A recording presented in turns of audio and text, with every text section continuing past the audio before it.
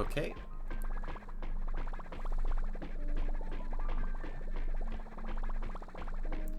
Alright, everything seems to be working okay.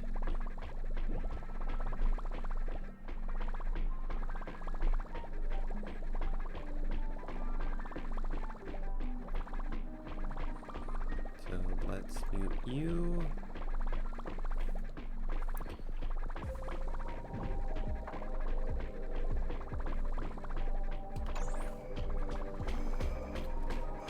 Yeah, that's a bit distracting. Well, that's fine, I'll probably just spawn.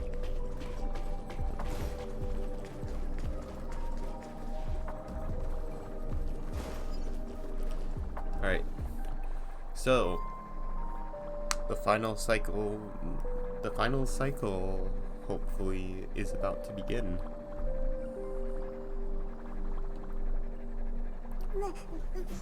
So Nice.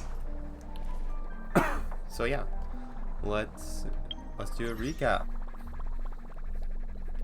So missions, view, story recap. I reunited with Dan Heng and unexpectedly made contact with Skrullum.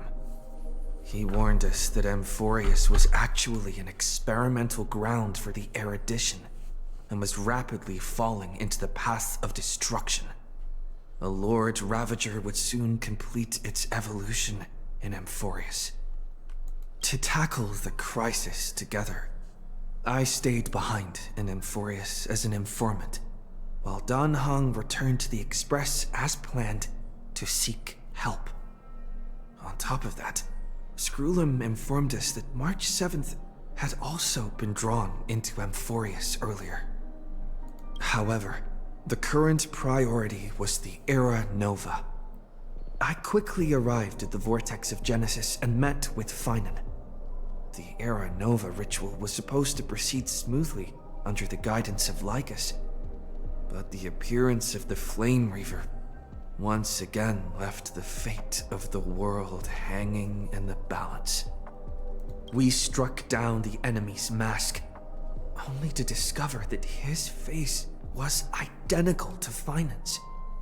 When his body was pierced by the ceremonial blade, a flood of memories surged forth, revealing the truth about Finan, the Flame Reaver, and Amphorius. It turned out that all of us were trapped in the eternal recurrences created by Finan and Cyrene. And the Flame Reaver was Finan himself, who had burned out after bearing countless core flames. Their goal was simple: to oppose the Aeon and rewrite the world's doomed fate of destruction. The eternal recurrences had already played out 33,550,336 times. In this final cycle, I promised Finan to take on the title of Deliverer and save the world in his stead, while he would fulfill the wishes of the countless versions of himself, tear the sky asunder, and confront the destruction head on. Thus, with Finan's help, time in Amphorius reset once more. But I became lost in the chaotic flow of time. At the critical moment, Mem, who had regained all her memories, sacrificed herself to send me back to the beginning of time. There we go. Teleport to the start. It's still early. Where to now?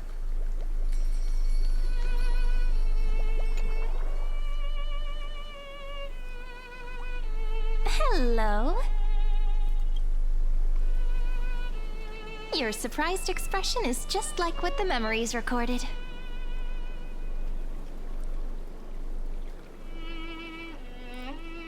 I have a feeling both. Maybe I'm both? Just kidding. If I had to choose, then I'm probably closer to the latter. It's pretty unbelievable for me, too. It's like I had a long, long dream. Cyrene's memories and Mem's memories, they're all tangled together. But when I woke up, there were only broken fragments left. I can't remember what happened in those 30 million cycles, but I remember what you did for this world. Like, didn't you wish for me to turn into a pretty girl back at the Grove?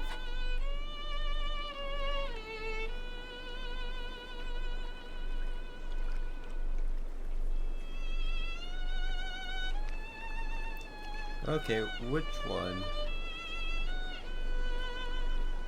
Let's choose the funny option.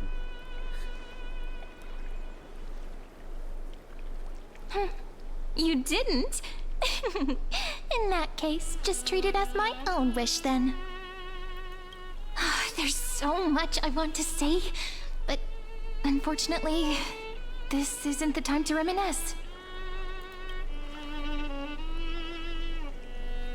With the memories of the previous flame chase still intact, we've returned to this place at the beginning of time, so we can carry out our promise to Finan. The descent of Iron Tune may be looming over the horizon, but we still have a chance to change everything.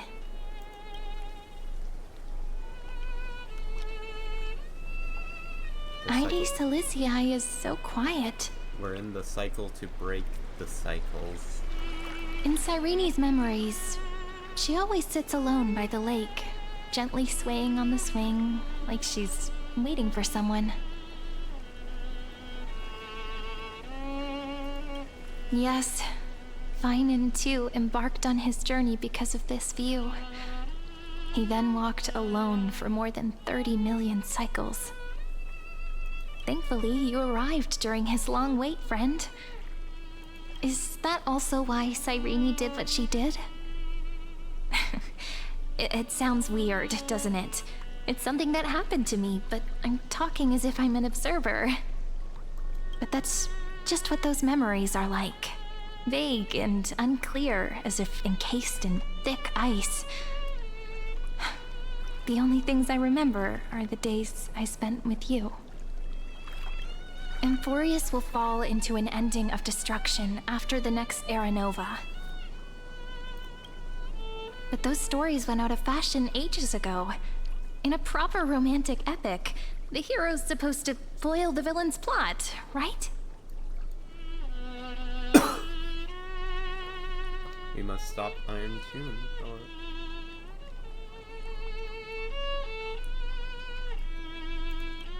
Let's end a That's right. pod. Lygus is the mastermind behind it. The one who's trying to control everything. How unforgivable. But I still feel a bit anxious. Lygus chose to walk into the spotlight and reveal everything, which means he still thinks the current situation is under his control. Maybe he still has an ace up his sleeve. Think about it. Even the name Lycurgus is a fake one. We have no idea who or what he really is. Which means it's probably time to borrow that treasure you're carrying, friend.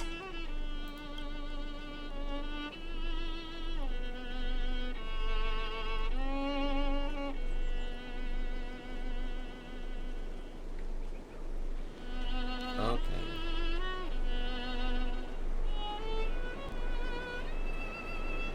I think it's the anchor, because the Stelrog is just a pipe bomb. Once it explodes, there's a problem. Yep, that Intellitron friend did say, when required, it can also serve as a bridge for communications between the internal and external world.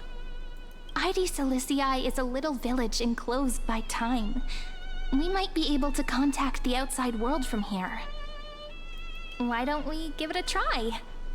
We should at least tell our friends from beyond the sky that you're still in one piece. Firstly, we need to find a well-hidden spot. Forest?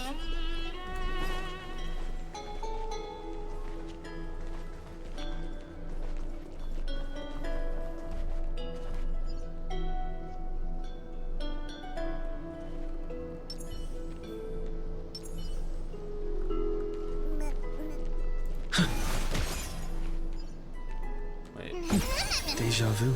Okay. It's super quiet here. Sounds can't get in or out. Back in Cyrene's memories, this room was her secret base. No one noticed her practicing Orynyx's prayer here, or trying to speak with the gods in secret. But today's different, isn't it? We aren't trying to contact unreachable gods, but humans from other worlds. Real people.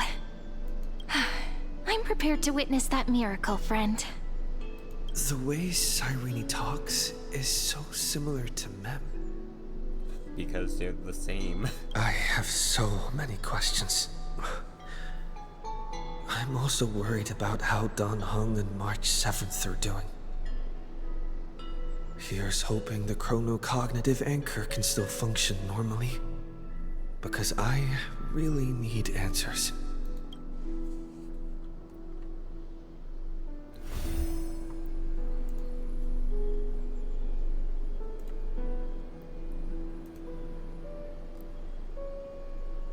Okay. Signal strength, 14.8%. Dialogue window, 16 minutes 22 seconds. Prerequisite, no external interferences. We are very glad to learn that you're safe.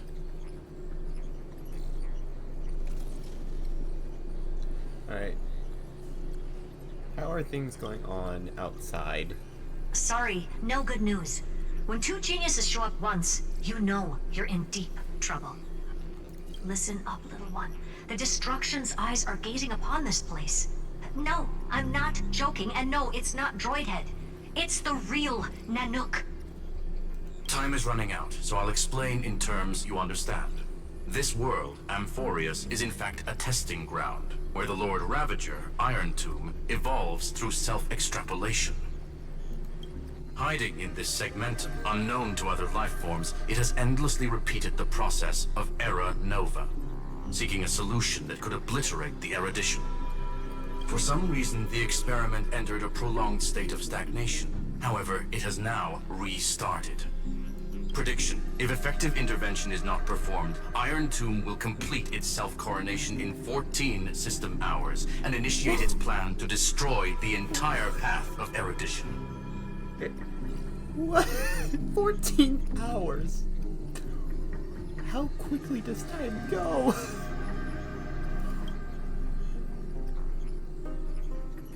Alright, how will The possibilities are endless.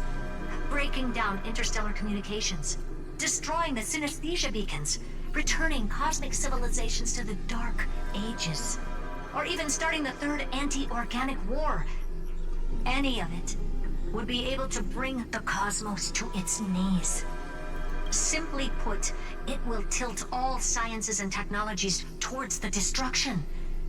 And since Nanook glanced at this place, it means they are being dead serious.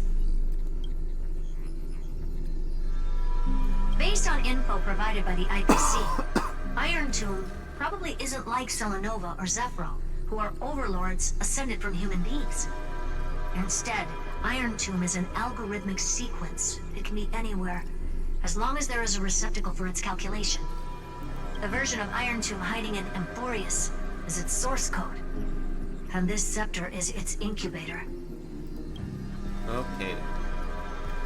And we're screwed. Yep. 14 hours. Think of it as the program having reached 99.98% completion already. And then it's over. Something in the shadows has been driving everything forward. It's the Observer named Lygus. Speculation: he's the Scepter System's administrator.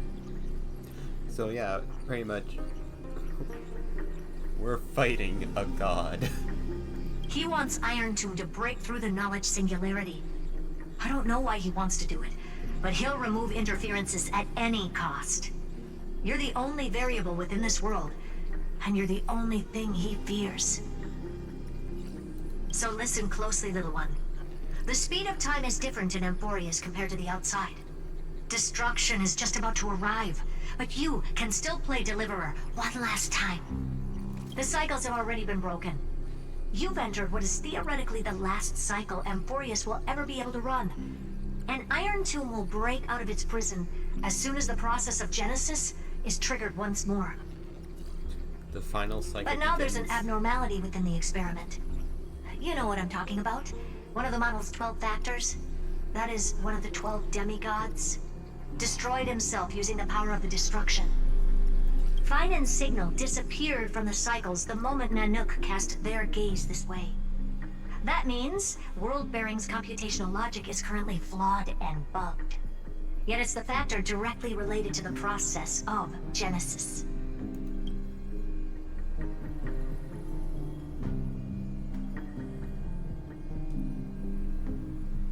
He's entrusting world building to us. That old Intellitron will definitely do all he can to debug this error. So you have to take this chance to claim Kephales's core flame. But don't let him have his way. The key to suppressing Iron Tomb lies in whether he can rewrite the purpose of Era Nova. There's one more preparation we must make. Lycus's behavior has been quite abnormal. He's never interfered in the actions of Titans or the demigods throughout the whole experiment. Deduction. The Scepter has an extremely strict autonomous protocol, restricting even its administrator. In Amphorius, this ultimate protocol goes by another name. The Law Titan, Talanton. Law. They are the rules that restrain all things in Amphorius, and it was the core flame returned at the very beginning of the last flame chase journey. Why do you have another little pink one next to you? Huh? Her path chart is... Is there something wrong with me? Never mind. Let's get back to the topic at hand. Light calendar 3960. Month of balance. We'll be locking onto this time period to find Law. You can either meet the Titan, convince the demigod, or take the core flame by force. It doesn't matter what you do, so long as you bend it to your favor. We still haven't figured out how you and Dan Heng got inside this world, so influencing protocol is currently our best way to stop Lycus, or to call for more reinforcements into this fight. Once you've got Law in your hands, we'll discuss our next steps. Make sure the core flame doesn't fall into enemy hands. Herta, the firewall's interference is getting closer. Time is running out. Please ask any questions you still have as soon as possible. Okay. How's the Express? Iron Tomb can't affect the real world just yet. Don't worry. Himiko and the others are more concerned about your well-being than their own. Mr. Dan Heng did not enter the new world with you at the end of the last cycle. Known. The flow of time inside and outside Amphorius is not identical. 1,000 years in this world may only be a fleeting second outside it. Conclusion. He is on his way back to the Express. And March. Miss March's situation is rather complicated. Ice Cube. Madame Herta and I can detect her signal, but cannot ascertain her location. What we can be sure of is that she's still in Amphorius. Don't worry about her. She's absolutely chock full of mysteries. Even if Amphorius explodes, she'll probably float out perfectly protected in a nice thick layer of ice. Worry more about yourself instead. Alright. I believe in your capacities. The hands of the Trailblaze can create miracles, and will certainly be able to snuff out the flames of evil. I'm not going to give any motivational speeches. I just hope you bring good news the next time we meet, little one. Yep. No, not little one. Deliverer.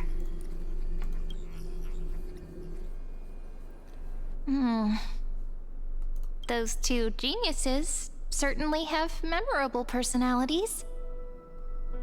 What do you think about them? It feels weird. This all feels really familiar. Some of that conversation feels like it's about things I once knew, but then forgot. Maybe it's because of Mem? After all, Mem's a memo sprite born out of your thoughts, friend. Maybe our memories somehow got tangled up together. Never mind. Let's focus on something more important with what little time we have. Just treat me as an ordinary girl with secrets, okay? Light calendar 3960. I remember that Talantin had already fallen by then, and the Chrysos heir who inherited that core flame is named Saridra. That's what's recorded in history, and the period we'll be heading to. We'll need to find Law and stop Lygus. So, what we probably need to do is to change the prophecies. So, we've at least got a solid direction, right? Can you give me a little bit of time before we go? I want to pack some stuff. There's so much more I need to take care of in this form, and I'm still getting used to it.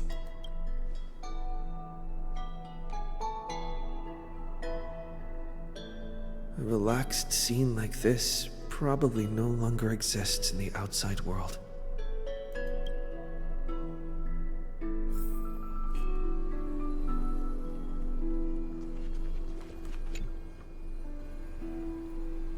Don't forget to take it with you. It's your only means of communication with the outside world. The genius's message is still there, reminding you.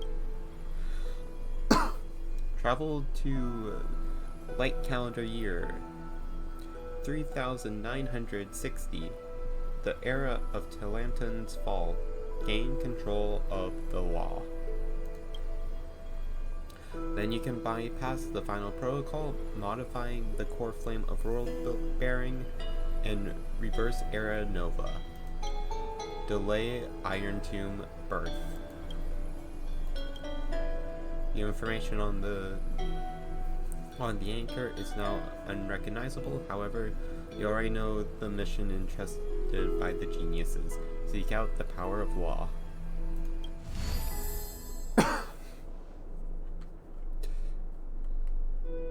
Should I head to the attic to wait for Cyrene? Or should I have one last look at Ides Elysiae?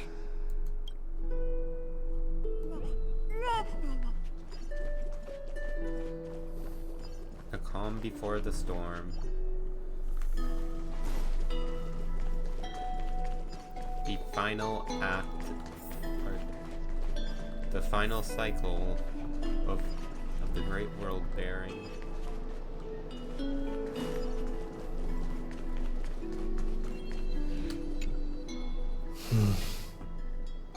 This village is where Finan's life started.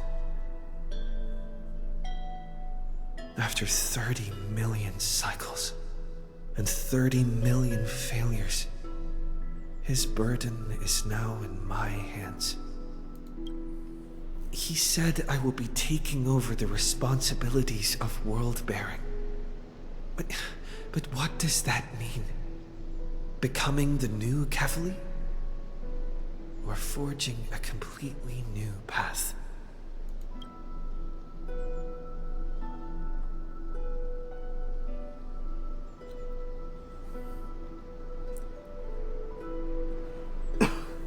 Things have been fated in our favor before. We must hope for a better tomorrow. Destiny must have brought me here for a purpose. This isn't a coincidence, but an eventuality created after 30 million quantitative changes. There's nothing to fear. I'm destined to play the most important role in this final battle. I've already beaten another Lord Ravager, after all. Thinking hard over there? I finished packing. I decided to just bring these few things in the end. See? There's a journal, a quill pen, and the ceremonial blade of the Priests of Time. Holding it calms me down for some reason. The scent of the Black Tide is now calm. Finan must still be fighting them in some way. This will be Amphorius's final flame chase journey. But it won't be the end of us. It'll be the beginning. Friend, are you ready to become a hero?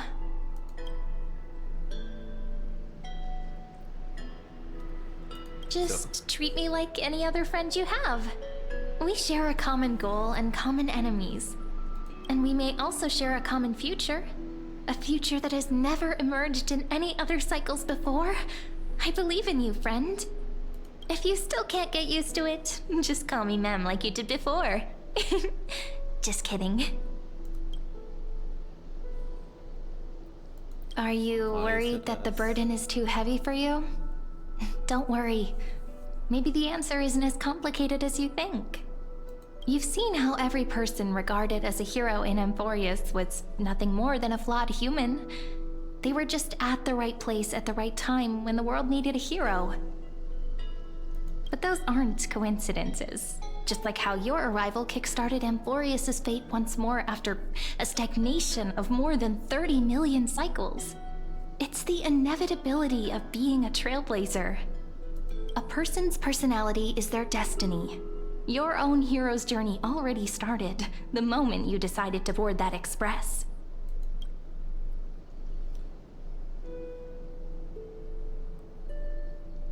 Let's save everyone.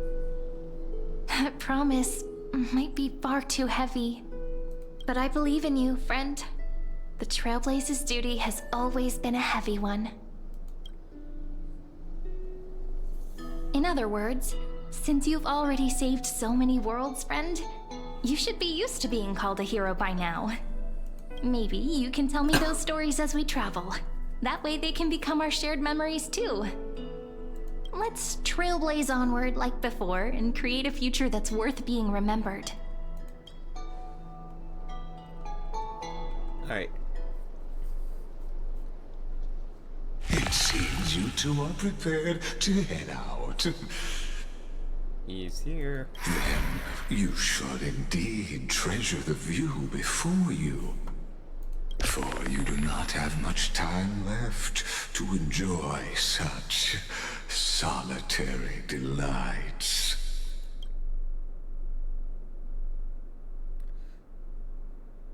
Still daring enough to approach me?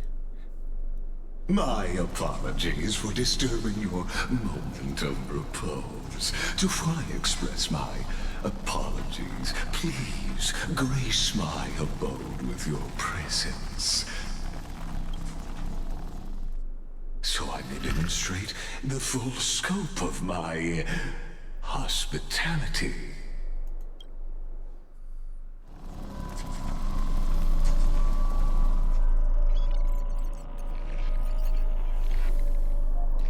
What is this place?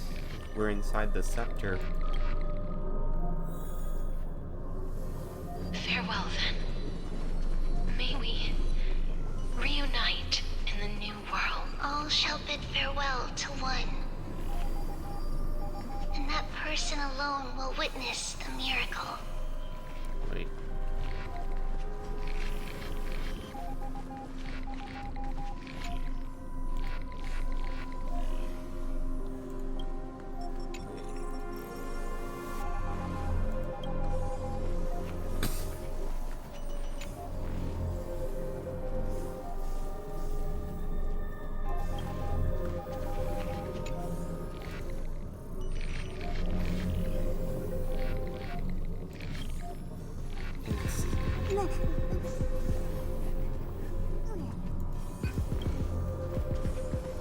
The light of the Dawn device never fades. Kephales's protection has no end. It's all the different.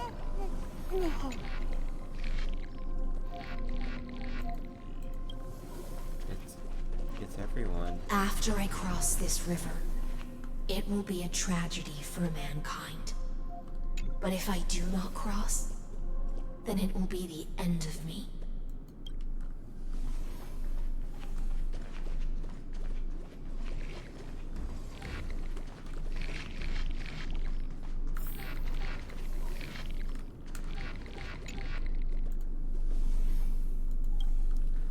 Lot, and then there's still. As you reach out to touch the screen, an eerie sensation instantly courses through your entire body. You feel. Outlier. Executing command. Record.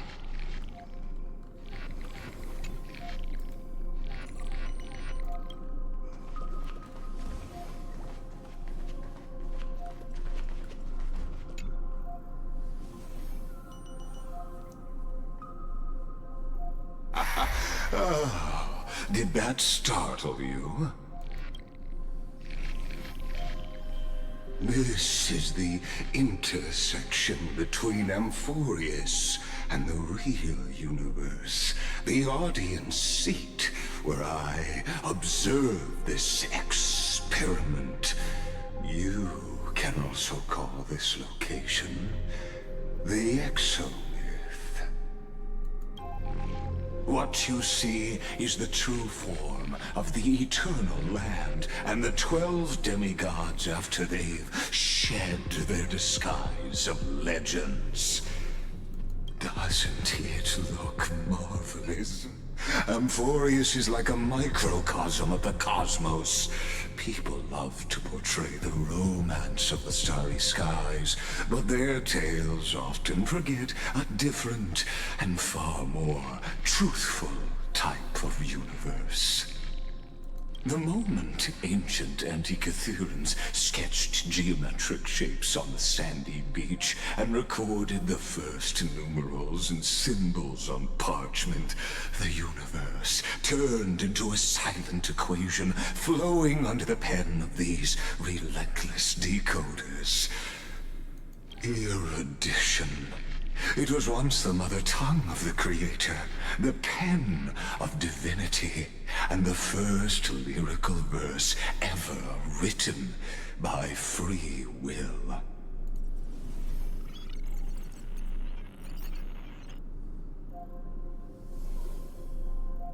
So, what is his point? Seems like you are not in the mood for an idle chat.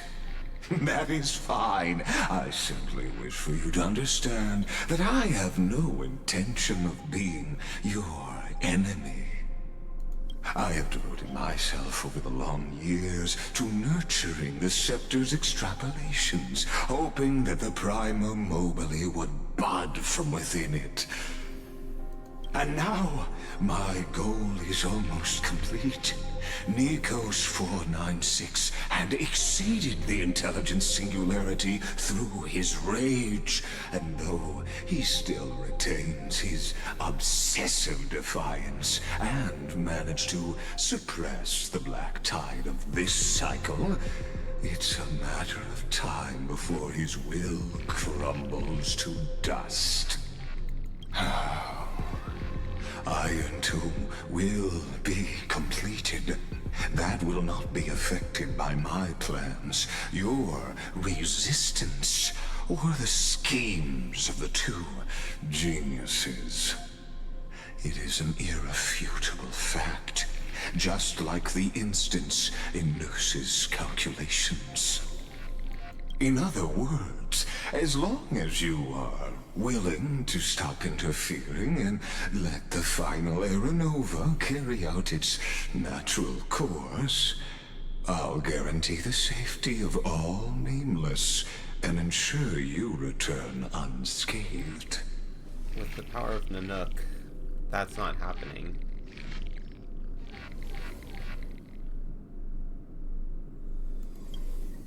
You've always had a choice, my lord. You can either accept my sincerity, or face the consequences of defying it. And the people? They've always been the product of the experiment, so naturally, they will perish when the experiment ends. That outcome was predetermined long ago, so I will not embellish such a regrettable conclusion.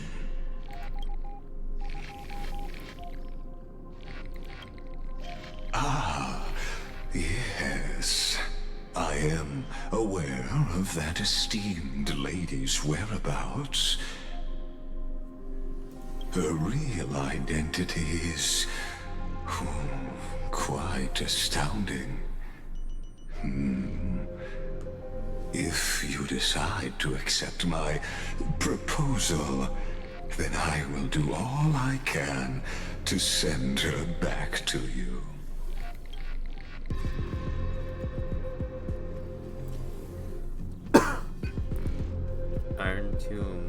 does not care about any deals he makes. You are indeed worried about your safety and that of your companions. Rest assured, as a fellow pathstrider of this path, Nanook's gaze left a brand on your soul long ago. You harbor the seed of destruction within you. But you need to learn how to use it in the right way. That vital knowledge is also my bargaining chip in this negotiation between us. For there are few in this world who are truly capable of such a feat. And I happen to be one of them.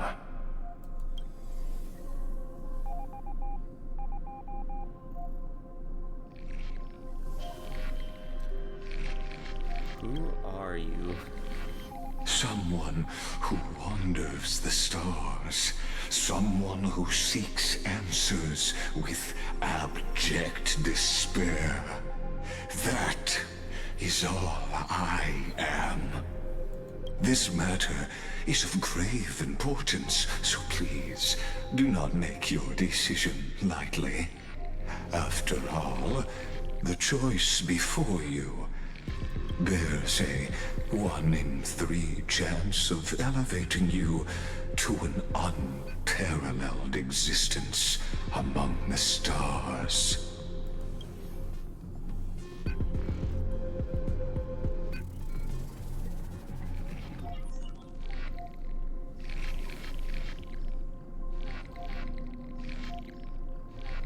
I will not allow the destruction to tear through the cosmos.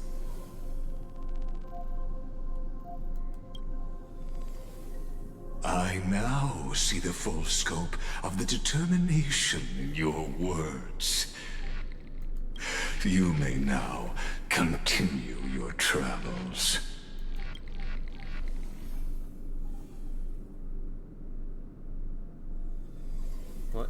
What tricks are you using? It seems you haven't realized something about this place.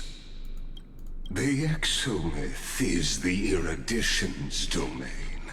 You cannot physically interact with me in any way in this place, and vice versa. As negotiations have broken down, there's no more need for us to remain in the audience's seat. Let's return to the theater called Amphorius, where you will meet me once again. Of course, this meeting was not without merit. Your presence has inscribed a new footnote in the Exomyth. As for its purpose, allow me to reveal it to you in detail the next time we meet. No. 100 years ago, the flames of war consumed Akama. The Outland forces broke through the dawn. Golden blood flowed with greed, and enemies descended with Kephali's eternal slumber, painting the holy city's walls in scarlet. Its generals had vanished, and the elders prostrated on the ground. The throne of worlds kept silent to the pleas of the people. Until the heaven and earth cracked open. Not the gods answering the people's prayers, but a legion rising from the sea of blood. Dawncloud's spires fell in the sulfur rains, and the legion's commander stood atop the broken idols and roared, "Compatriots, no more kneeling! Not to brutal tyrants, and not to dying gods! Those rebels have twisted the prophecy and ignited the flames of war in order to stoke fear in your hearts!" A Chrysos heir she stood, divine blood soaked into the earth, quelling the flames beneath her feet. Their golden blood wrote of a tragic fate. Mine shall overturn it! Her crown burned bright, outshining the fires consuming the entire city. She raised her scepter high, and the people gazed in the direction she pointed. My blood flows in you now. Heroic compatriots, follow me, and we'll seize the reins of fate. Drive the enemy from Kevali's dawn. Smother their flames with their own dead. Win glory. Win peace. Let history sing your deeds. The first to dance was a maiden following closely behind, weaving through the carnage like a fish in the sea. The people, full of wrath, surged with her, forming a colossal wave, and the enemy hordes, drained of life, vanished into nothing. Onward to Marmoreal Palace, to Dawn Cloud's heights. Announce to all the wicked and cowardly. Announce to this stagnant age. We are the rising tide! History remembers this as the first siege of Akama. It is said that after the flames died, people found identical inscriptions in every place in the city that had been scorched by fire. It was the name borne by Akama's first and final sovereign, the Imperator Saridra. Friend, are you listening? Friend? Friend? Honestly, you were the one who insisted on reviewing history, yet here you are, dozing off? Wake up! Otherwise, I'll have to... Awake at last? I guess I won't have to use my wake-up magic on you then. Yes, the baseball bat.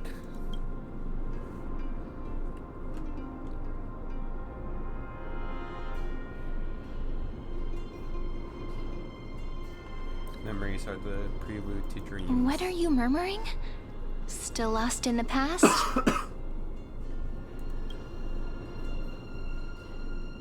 We've arrived. A familiar place.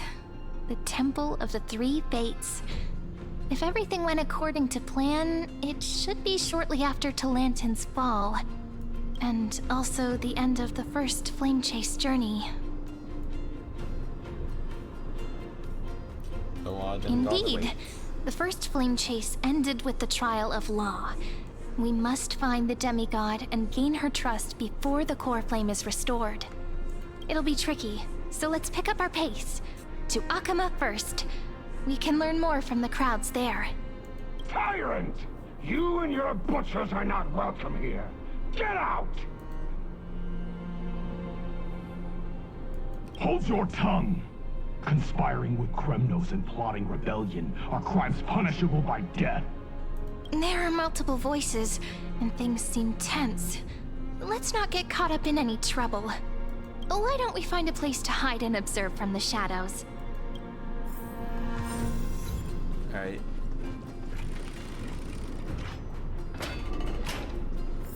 At least Kremnoans keep their faith. Wait, isn't that... The maze? Oh wait.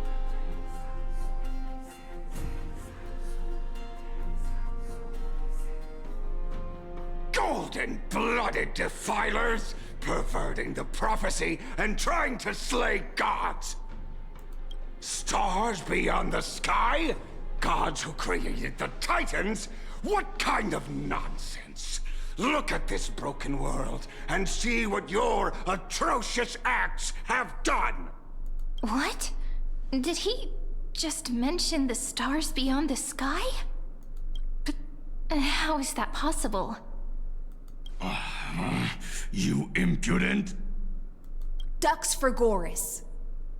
We're here to welcome the deliverer from beyond the sky. Stand down. heretic! No one but the Great Talantin can deliver this world from misery! I ask you, if the old laws were so perfect, why did they crumble beneath my feet? You...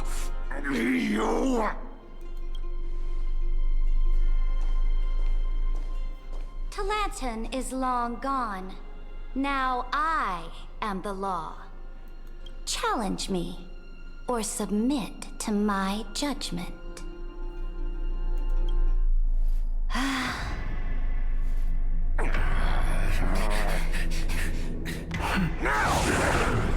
Silence!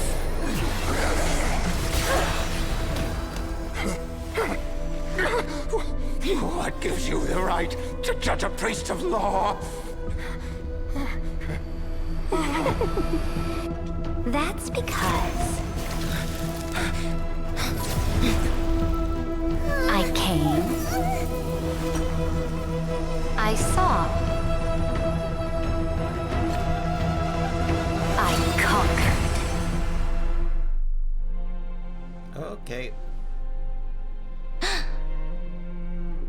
Dux Vergoris, take the ashes of this man and scatter them in the temple among the crowds. Tell them that the High Priest attempted to take away the rights granted to the people by the Imperator. Thus, he met his fate. Yes, Imperator. Now, these two accidental guests. Dux Gladiorum, if you please. As you command.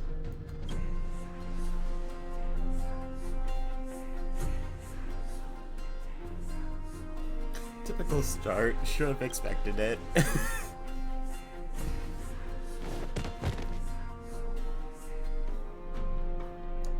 Huh? Is this? Okay. It's one of the original or one of the previous kindnesses. Correct, but not the kindness you know. This is the leader of the Cleaners in this era. Since the start of the Chrysos War, they've made it their mission to wipe out the Chrysos heirs. Even now, even after I've united all the city-states, these vermin still lurk in the shadows, hindering the Flame-Chase journey. Moreover, I know that the 27th person to inherit this role bore many grudges against you and nearly doomed the second Flame-Chase journey. The enemy of my enemy is my friend. So, out of courtesy, I present to you this corpse as a gift. You know about the second journey. Careful. Let's wait and see what happens. She's probably trying to scare us. For the sake of order, I am known by many titles. Flamebearer who ends wars, Tyrant of Dawncloud, Empress of the Holy City, and Imperator of the Flame-Chase. But in light of your unique identities, I'll allow you to address me by my real name, Saridra. On behalf of my people and this land, greetings, Deliverer. If I may, how do you know his identity? As the little hostage prophesied, the Deliverer shall come from the future beyond the sky. Gray hair, golden eyes, skilled in wielding a mace. They would arrive in Yanisopolis on this day. There's no mistake.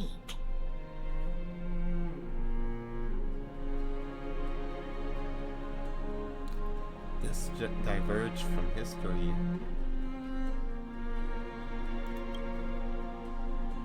Your orders, Imperator. We return triumphant. Send an urgent message to all delegates. The meeting of the Flame-Chase Alliance will convene early. As for you two, Akima knows what you seek. We'll confer in the Holy City. Doubtless you have many questions, but save them for later. Please follow us. This is not what I expected at all. The demigod we needed to find was just waiting for us, and she knows of things beyond the sky. even eons. How could this be so different from the previous 30 million Amphorius cycles? Who altered history?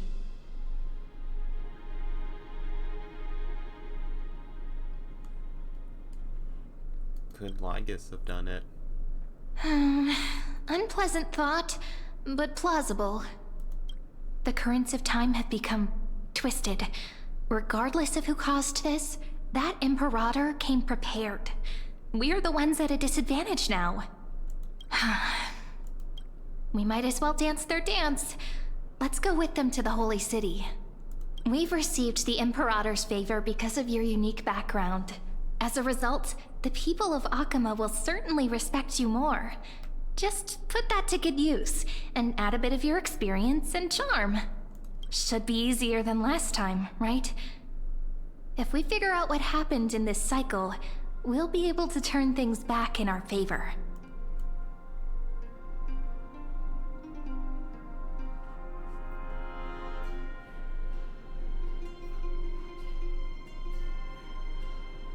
Alright. Exactly. Treeby, Aglaya, maybe even little Cypher. Trailblaze the sequel. Calm and confident. That's the you I'm familiar with. Guests, please. The journey to save the world starts with a single step. Let's set off, my friend.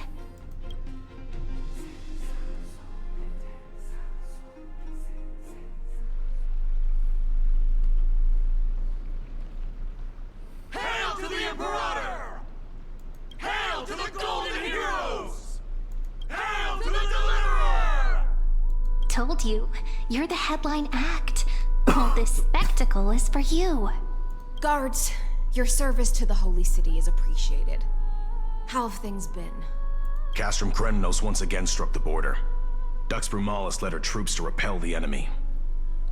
The agitators against the Flame Chase are still active in the city. They smashed the shops around Memorial Market. But the garrison already arrested the culprits, and now they await interrogation. They are merely a disorderly mob and do not warrant any attention. Even though Terravox personally mended the fractured Earth, it still didn't silence these fools. Guests from beyond the sky, worry not about these trivial matters. Dux Gladiorum will take you somewhere to settle down for now.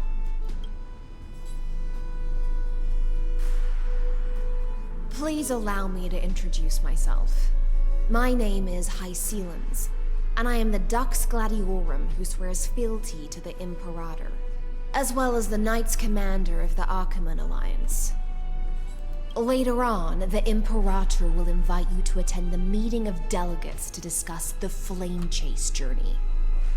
Your arrival has convinced us that the future promised by the prophecy is certain. Under the Imperator's command, Amphorius shall break its chains and reach the world beyond the sky. With all due respect, what exactly do you know about us and what's beyond the sky? As a humble subject, I cannot freely express my own views to you. Please forgive me. I knew it wouldn't be that easy. Time waits for no one. Please come with me and rest now before the meeting later. Akama, under the Imperator's rule, is no longer in the shadow of war. Indeed, Dawncloud stands as the hero's residence. The Imperator put much thought into its design, in order for it to serve as a sanctuary from the burdens of battle. Please experience its marvels firsthand, heroes. When the Imperator arrives, I shall come to summon you.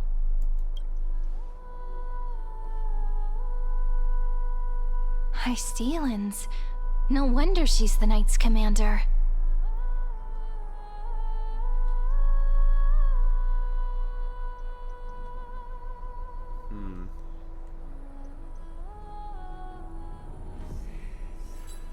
Let's go with she's reassuring them. I'm sure that's what Seredra thinks, but it's inconvenient for us. All right, We finally have some freedom to ourselves. Since there's still some time before the Alliance meeting, let's explore a bit. Look over there!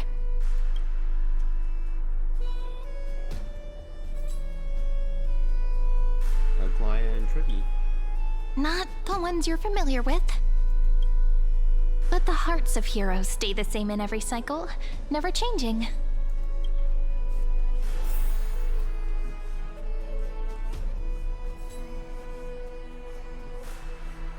Alright, let's see what the subjects are thinking.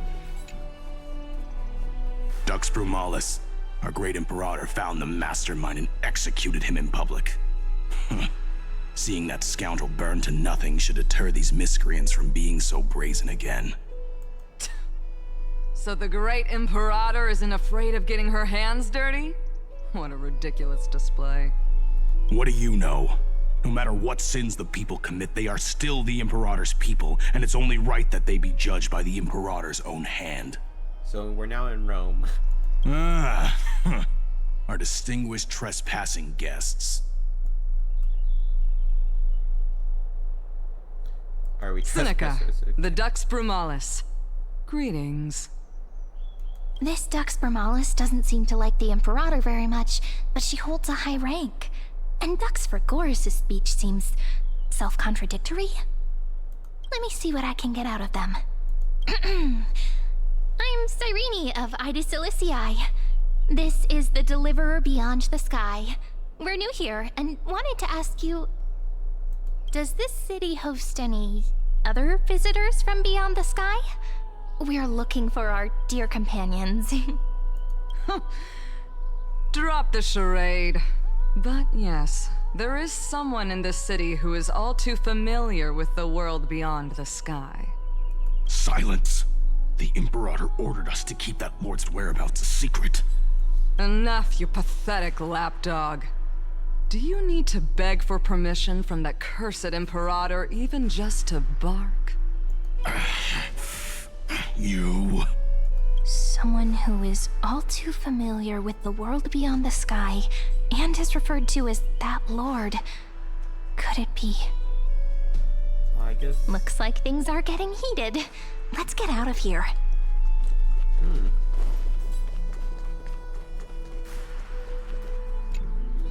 How are we supposed to talk to the heroes of deliverance? What if they're really intimidating? Virginia, don't be so nervous. Once they hear your poetry... Ah, heroes, you're already here. The trail, no matter which version of the Deliverer you get, they do not care just what position you are in. They will help you. Greetings. I am Apollonius, the Dux Helcolithus, one of the 5 sages of the Grove of Epiphany, advisor to the Flame Chase army. This is Virginia of Castrum Kremnos, the Dux Carminum and imperial scribe of the great Imperator. Hello. I'm Virginia. I compose poetry. I'm Cyrene from Ida Cilicii. This is the Deliverer. Nice to meet you both. They're not as frightening as the rumors claimed. This is our first time in the Imperator's realm. Akima is even more magnificent than we imagined. If you all weren't here to look after us, we'd be completely lost and confused. The Akima you imagined is long gone. Under the Imperator, this city has been reborn as the capital of the world. And then it'll become the final city. Bask in her free-spirited winds. For anyone who fulfills their duties to the Imperator, these winds shall forever remain at their service. But what if... Those who are loyal do not need to consider the consequences of betrayal. But if you're curious, why not head to the lake and take a look? Those elders who lie at the bottom of the lake are the best example of what happens when you disobey the Imperator. The elders of this cycle were all... Looks like that priest who was sentenced to death wasn't an isolated case. Okay. Aggie, you're still so listless today. Did you have trouble sleeping again? Yes.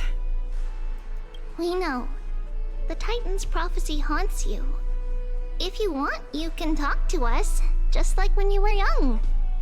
No matter what, we'll always remain by your side. I know. I also understand that fate cannot be changed. It is not the future that I worry about.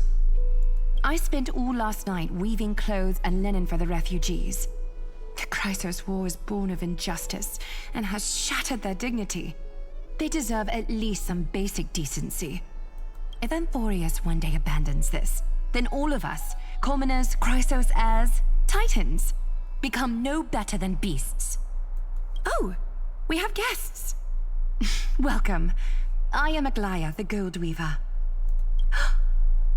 These rags on you are not worthy of the title of Deliverer. I must prepare some proper attire for you.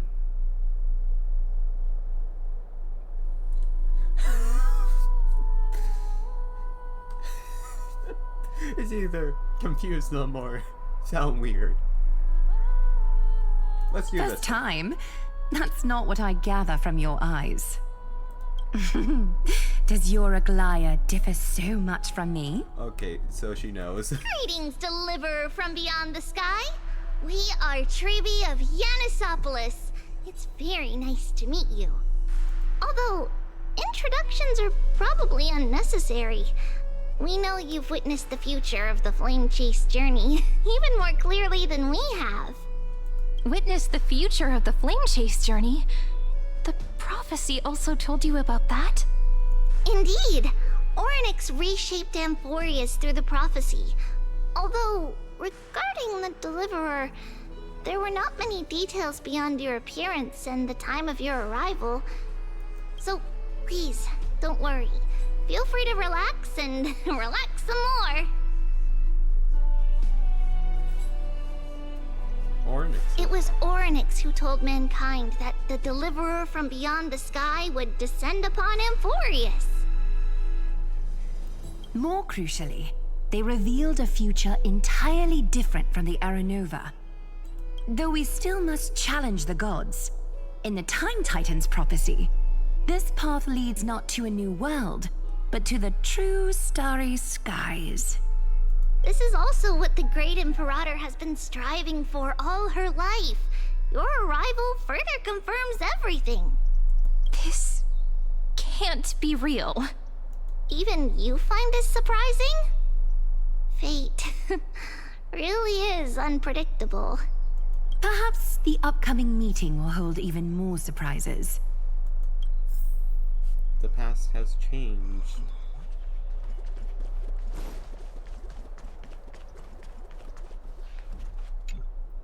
Little fish from beyond the sky. Did you rest well? The Imperator and the delegates are about to arrive. If you are ready, please follow me to the meeting.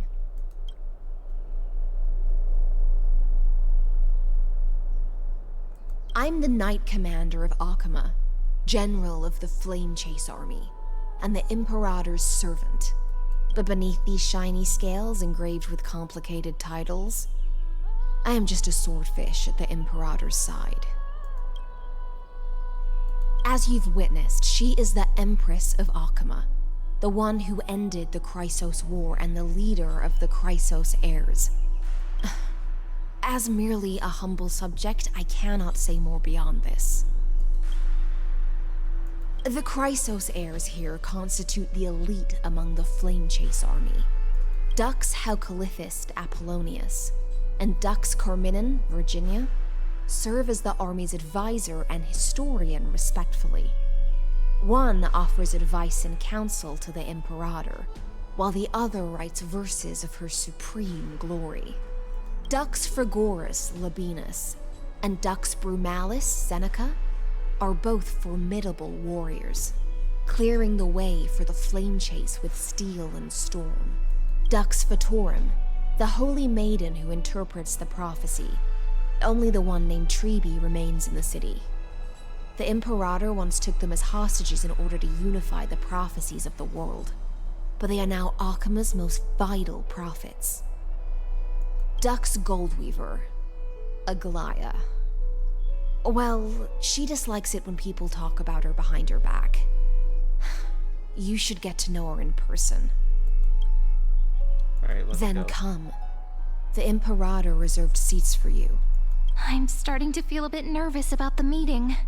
Since Saridra is presiding over the meeting, it'll be a good opportunity to learn about the law's inclinations in the current era. Let's keep our ears open, okay?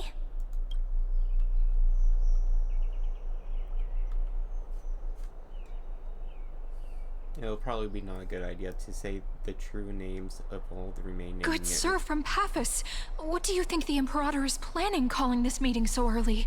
My homeland can't endure anymore. Yeah, we shouldn't name the remaining Chrysos heirs. Because it could cause more problems. Who knows? First, she wants to hunt Titans. Now she says there are even greater calamities. Her madness is the greatest calamity. Exactly. Chrysos heirs, deliverers. What about us ordinary folk? How much are we worth in her eyes? Things feel pretty tense here. The history books said that the Imperator aimed 3 cannons at Dawncloud to make all the delegates obey her. Will history repeat itself in this cycle? Yes. Similar acts have occurred, and not just once. However, whether history will repeat itself, you'll soon see. Those are the 2 spots reserved for you. Please take your seats. What's what they were talking about before. What is we this? stop? So it turns out. Ladies and gentlemen, silence, please. The Imperator has arrived before her faithful council, and the Alliance meeting is about to begin. All rise. In the names of Talantin and Kefali, the Akama Alliance swears upon the gods. Cease the pageantry. I pray not to the vanquished. What? Kefali, of course, needs no further explanation. As for the law, at the entry hour 2 days past, a scout should have brought news of the conquest to all of you. Unfortunately, guards found his corpse among the rocks not far from the city. Moreover, the poor soul was buried with a Paphos curved blade. It pains me to imagine what agonies this loyal warrior endured before his death. Delegate from Paphos, do you have any insights? I know nothing of this. The evidence is irrefutable, so there is no need to waste your breath. However, let us set this trial aside for the time being. Witness, even within the most sacred and dignified council, there were those among us who wished to draw their blades, brazenly challenging the Alliance, seeking to shatter our hard-earned peace and unity. Fortunately, I uncovered this plot. Now, to protect this beautiful city and her people, the Imperator's legions are ready. They will escort each of you to the Temple of the Three Fates, where you will receive the highest level of protection the Alliance can offer. Then, the Legion's warriors will join me in embarking on the campaign against Fagusa. This is clearly a trap! Imperator, did you summon us here just to trample on the dignity of your allies? Enough! Let's calm down. What should we do?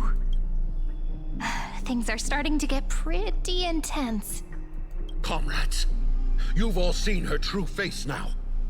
According to the ancient laws of Akama, only with the consent of 2/3 of the elders can the legions carry out the commander's orders. The ancient laws. Didn't you destroy them long ago? You defected during the first siege of Akima, voted unanimously in favor of the Council of Elders restructuring, and just yesterday, you desecrated them with a blood-stained blade. The decaying old laws fell with Talanton and are no longer deserving of respect. But if you still insist on proclaiming yourselves defenders of the law, then be silent and offer up the highest respect to this core flame in my hand. That really is the core flame of law in her hand. Since there are no objections, then the original agenda of this meeting, the campaign against Fagusa, is hereby passed. The Flame Chase Army's hunt for the Ocean Titan begins today. In order to prepare for war, all allied city-states must surrender command of their militaries and pay all war taxes by the end of the month of Evernight. At this moment, I would also like to introduce to everyone the newest honored guest to join our alliance. The Deliverer, revealed in the prophecy of time, has descended from beyond the sky. With his aid, we shall shatter the Chalice of Plenty and return Fagusa's core flame to the Holy City! Stand this! Absurd. Simply absurd. A deliverer from beyond the sky. This is just like that prophecy about slaying gods. It's a lie you've used to grow your power. Ladon has already sacrificed countless soldiers, and now you want me to send even more of my brothers and sisters to be used and discarded by a tyrant! Are there any other objections? Then I bid you all farewell. Meeting adjourned. Deliverer, please wait. I still have important matters to discuss with the two of you. Alright. Let's see if she tries to kill us.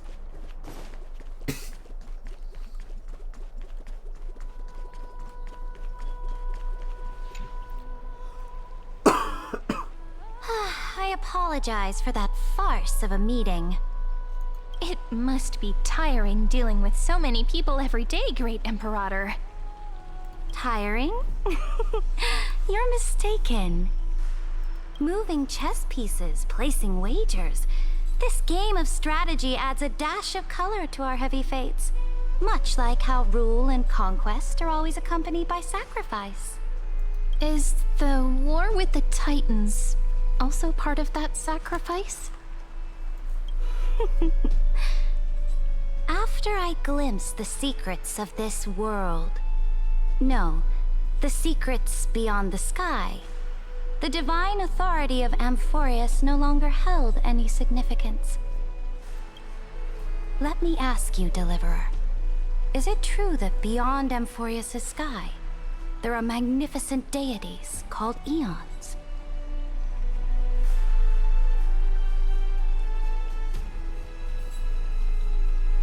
Exists. Ah. The word fact has never been so intoxicating. Then, please tell me more. How will you use this great power to guide the people? In the future you envision, where will our flame chase journey lead?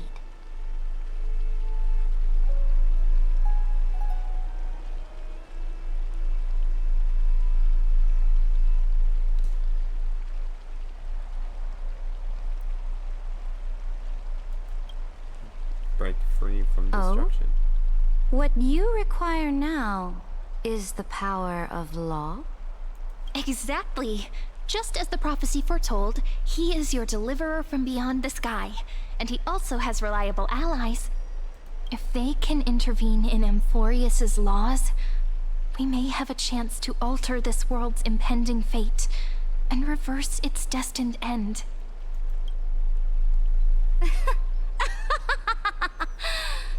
Call forth an army. Fair Very good, Deliverer. You have courage.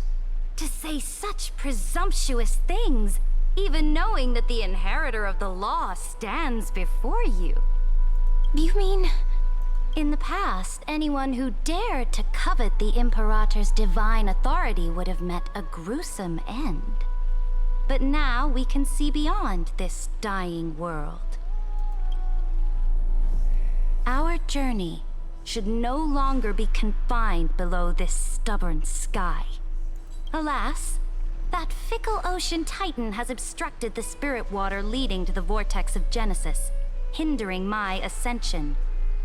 If the core flame of law cannot be returned, your path to deliverance will never be realized. Now that things have come to this, we must resume our once stagnant journey and force the waves that block our way to recede. So, you agreed to cooperate with us? Cooperate? Forgive me, but I never cooperate with anyone. Though I will permit you to join me as subjects, and together, we will forge the most perfect law. This is...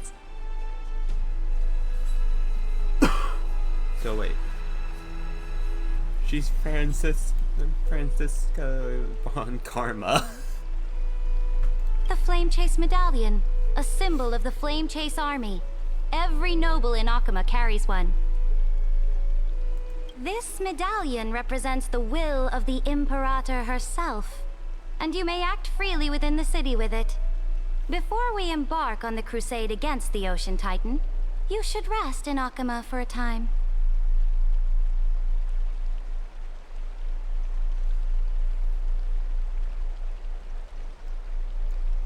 Alright. We should also warn. Oh? Your advice is acknowledged. From this moment on, prove yourself through your actions. As long as no boundaries are crossed, I fully respect the choices of my subjects. May your journey reach that sky full of stars, Great Imperator. Your attendant certainly knows how to curry favor. Go now. Take a bath first. You two... reek of seawater.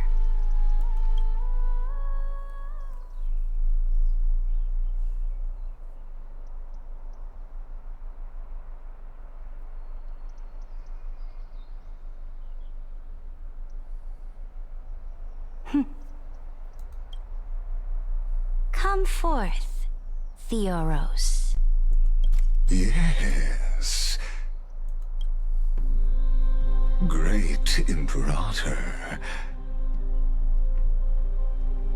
Now, perhaps you're willing to hear my counsel.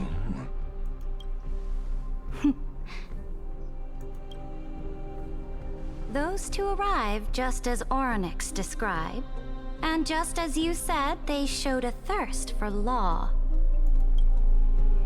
At least this proves that my judgment was right. Sparing your life was the correct decision. You've once again confirmed that your wisdom is no empty boast. Now another choice lies before you. With whom shall you ally to tip the scales of law? Me?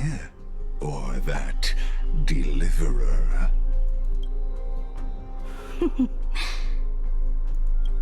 Remind me again, Antikythera. What kind of future do these two paths lead to in your view? I shall tell you. He has gone from witnessing... He's gone from witnessing to pretty much beating fate into what he desires.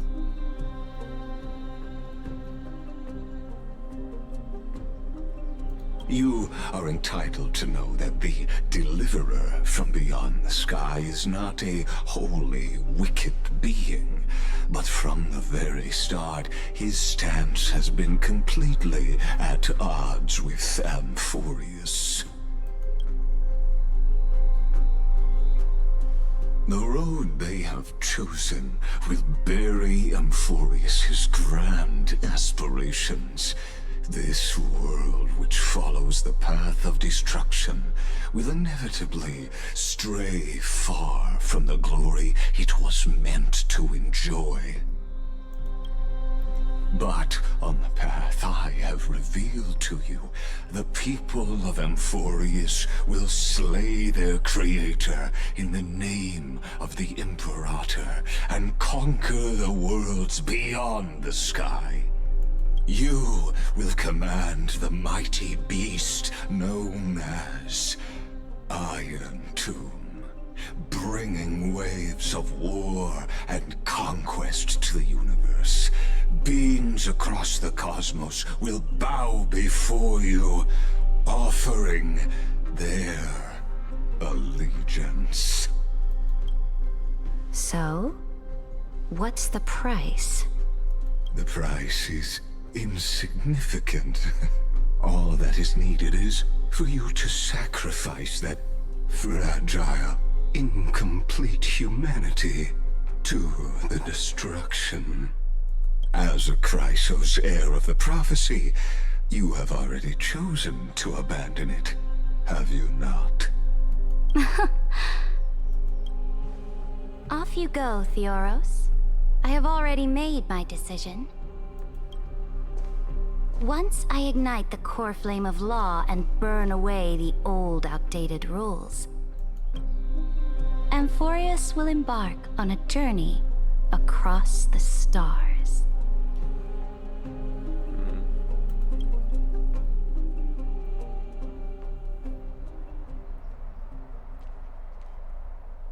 The Imperator is quite forceful. She didn't give us any chance to ask questions. Lygus is panicking. He's, at least from the first cycle we witnessed, he's always left Amphorius alone. Or not left alone, but kept just observed from afar. Now he's actively bending fate to what he wants it to be, to finish the last 0.2%.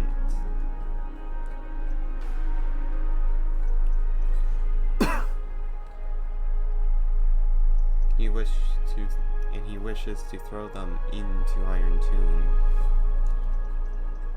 We must defy the fate. And she's clearly hiding something. What do you think?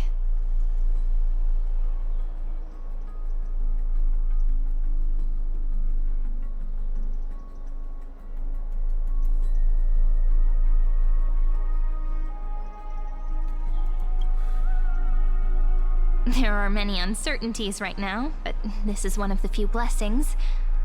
Still, the atmosphere in Akama, it's so unfamiliar. And it's not just the Flame Chase Alliance talking about the world beyond the sky, but the whole city. We should also discuss our findings with our friends from beyond the sky. Then we should go enjoy the renowned bathing culture of the holy city and relax. It's the thing I've been looking forward to most on this journey.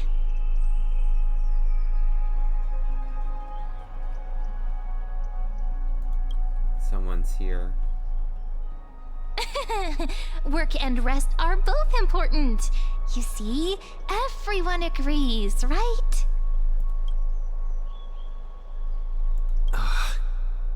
So someone's watching. Can't let our guard down for a second. Let's use taking a bath as an excuse to find a quiet corner to update Madame Herta and Screwlum on our progress. We can also check out what's happening in the city. Since the outcome of the meeting was just announced, people must be gossiping. We can kill 3 birds with 1 stone. Let's go.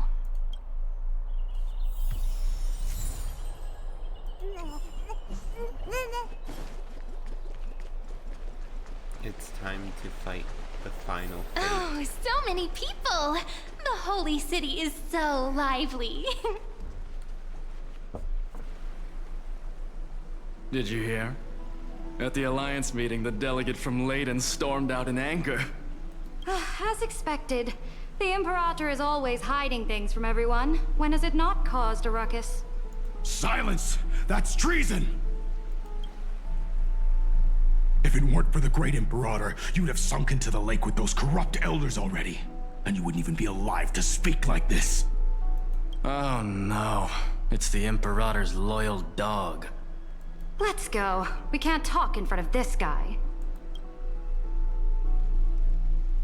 Ugh. How disappointing. Oh, honored guests, we meet again. Looks like I'm not the only one who came to the baths to unwind after the meeting. For the upcoming campaign, please make sure to rest well. I am Dux Dragoris, a trusted officer of the Great Imperator, willing to fight alongside the Deliverer in the coming battles.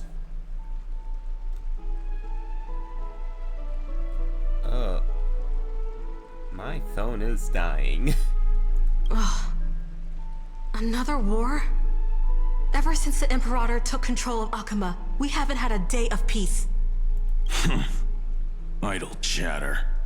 The atmosphere is a bit tense, with rumors flying around the city. You must be troubled. My apologies.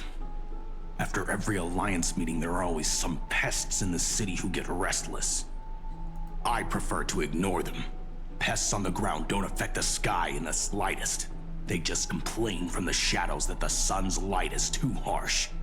Besides, the Theoros has already promised the Imperator her fate. And these clowns will eventually realize their foolishness. May I ask, who is this Theoros? The Imperator has ordered us to keep his lordship's whereabouts a secret. Oh, wait. Let me see if I can find...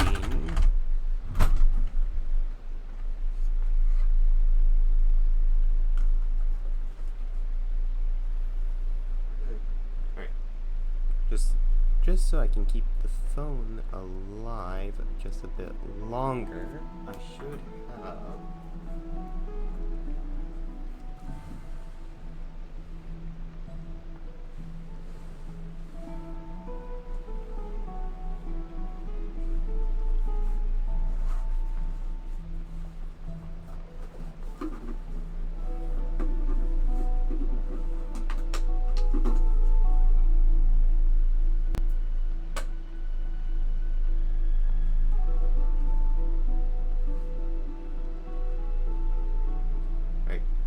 Give me 1 sec. Okay. Are we fixed?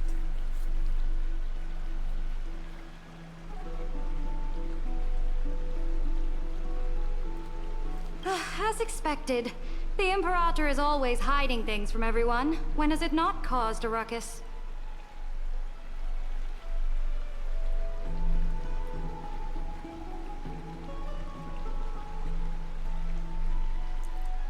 Alright, I think it's all fixed. So yeah, everything died on me. Silence! That's treason! So yeah. That is fun. If it weren't for the Great Imperator, you'd have sunk into the lake with those corrupt elders already. And you wouldn't even be alive to speak like this. Oh no. It's the Imperator's loyal dog. Let's go. We can't talk in front of this guy. Ugh. How disappointing. Oh, honored guests, we meet again. Looks like I'm not the only one who came to the baths to unwind after the meeting. For the upcoming campaign, please make sure to rest well. I am Dux Dragoris, a trusted officer of the Great Imperator, willing to fight alongside the Deliverer in the coming battles. Ugh. Another war? Ever since the Imperator took control of Akuma, we haven't had a day of peace. Idle chatter. The atmosphere is a bit tense, With rumors flying around the city, you must be troubled. My apologies. After every Alliance meeting, there are always some pests in the city who get restless. I prefer to ignore them. Pests on the ground don't affect the sky in the slightest. They just complain from the shadows that the sun's light is too harsh. Besides, the Theoros has already promised the Imperator her fate. And these clowns will eventually realize their foolishness. May I ask, who is this Theoros? It's Lygus. The Imperator has ordered us to keep his lordship's whereabouts a secret. Ah, so it's his lordship. Stop trying to get things out of me. Leave me alone. I didn't even need to try. Big and strong Dux Fragoros really can't hide anything. Theoros. What an ominous name. Bad news. He's been staring at us the whole time. Let's move to another place for now. We don't know how much Saridra has concealed from us. In the worst case scenario, we may have to face more than one enemy.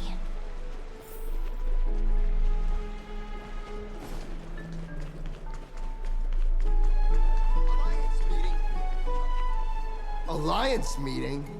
More like a cage where creatures with golden blood claw at each other. And Flamebearer who ends wars?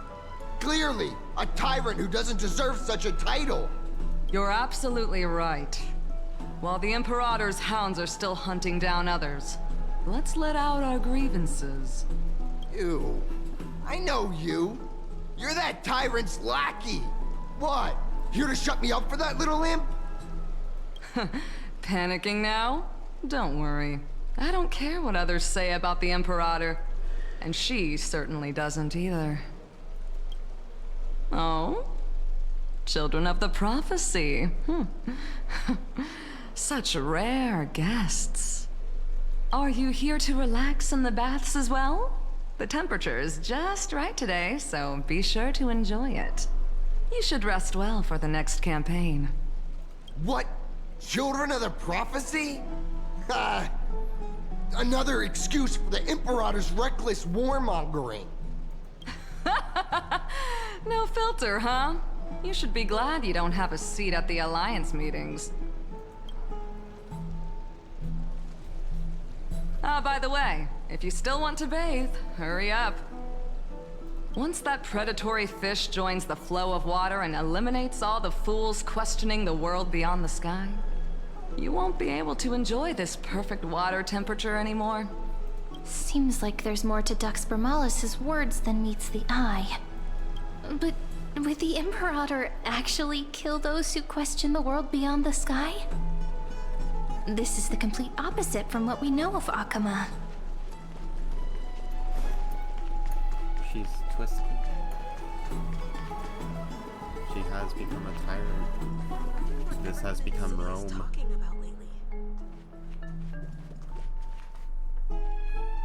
Huh. These two are... So many guests today. Let's see who's here now. Two distinguished guests of the Prophecy. One a clever and adorable warrior. The other, also quite heroic. Ah, heroes. I didn't expect to meet you again so soon. How fortunate. It's a pleasure to see you again, Dux Helcalithist and Dux Carminum. You two are inseparable, aren't you?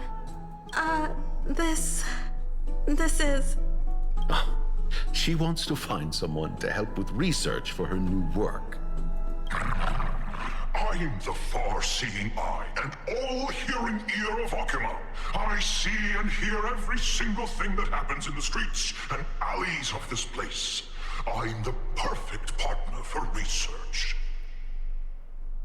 Ahem. Enough small talk. Here's the latest news from Akama, as you requested. The Children of the Prophecy arrived in the Holy City, and the Imperator unilaterally stripped away military power. The Alliance meeting ended in discord, and there may be bloody upheaval. expected. I get the feeling you might have embellished a bit to keep people's attention. I swear on my stone mane, I would never do such a thing. But if you wish to quell this terrifying news, perhaps a more explosive topic would help. Never mind. While the influence of rumors can be minimized, the fact remains that the great Imperator did swiftly consolidate military power in an almost threatening way. It's undeniable. Heroes, I know the Imperator's way of doing things may seem a bit autocratic to outsiders, but soon you will witness her blade dance with enemies on the battlefield. I can't comment on the source of her loyalty, but when that blade is drawn, you two, as bright as you are, will surely see the deep thoughts beneath her exterior. The Imperator's blade. Is he talking about Miss Hysealans? I sense some unease in Dux Helcolith's words. It seems the Imperator and Miss Hysealans share a much deeper bond than the others do. There are eyes and ears everywhere. Is there any place where we can have some privacy? To understand the Imperator's secrets, we have to get past Miss Hysealans.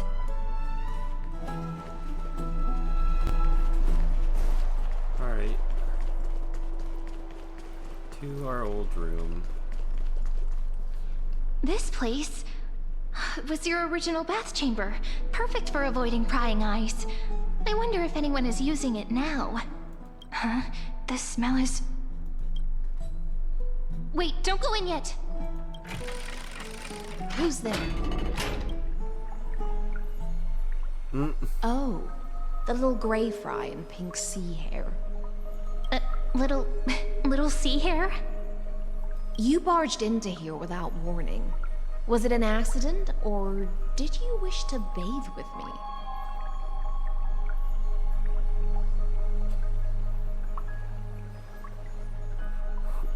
Okay. What's wrong? The Marmoreal Palace is the reef where I rest. Just was not expecting this. Sorry, we didn't mean to disturb your bath. We'll leave now. It's no big deal. There's no need to panic. This is the natural state for me. People on land force themselves to wear clothes, adding unnecessary constraints. Forget it. If Dux Goldweaver heard that, she'd scold me again. All right. Please make yourselves comfortable and wait a moment. Let me first wash off the blood of the hunt, and then I'll attend to you two.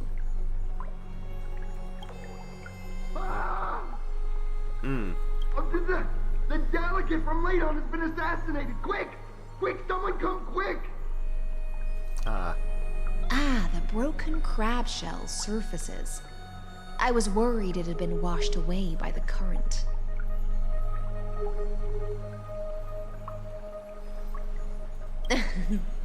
Just a regular cleaning.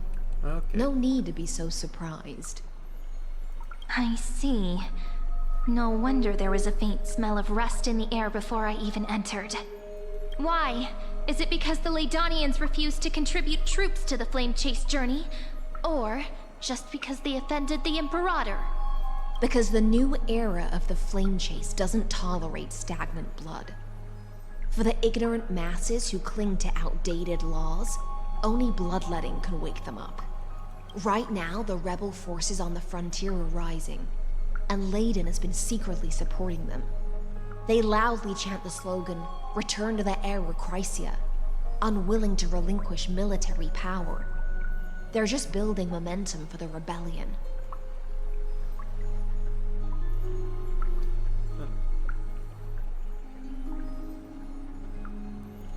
Reserve judgment. Thinking is a right given to citizens by the Imperator. I won't interfere with your thoughts. As long as you don't try to reverse the current of the times, you and I will both be free. But, Miss Hysealans, I can't even hear the slightest hint of joy in your words. Because I've already tasted ultimate freedom. Long, long ago, I lived in the sea. In that lightless abyss, far beyond civilization's reach, the great fish consumed the small. And when the great fish perished, their bodies became sustenance for the newborn, nourishing the whole ocean. This is the tide that carries civilization forward. Anyone may be devoured, or meet the fate of inevitable decay. Are you suggesting that ultimate freedom is in fact the cruelest fate for life? I only mean that if life wishes to preserve its dignity, it must first be bound by the law. There's no need for me to say more, Little Sea Hare. We're of one mind.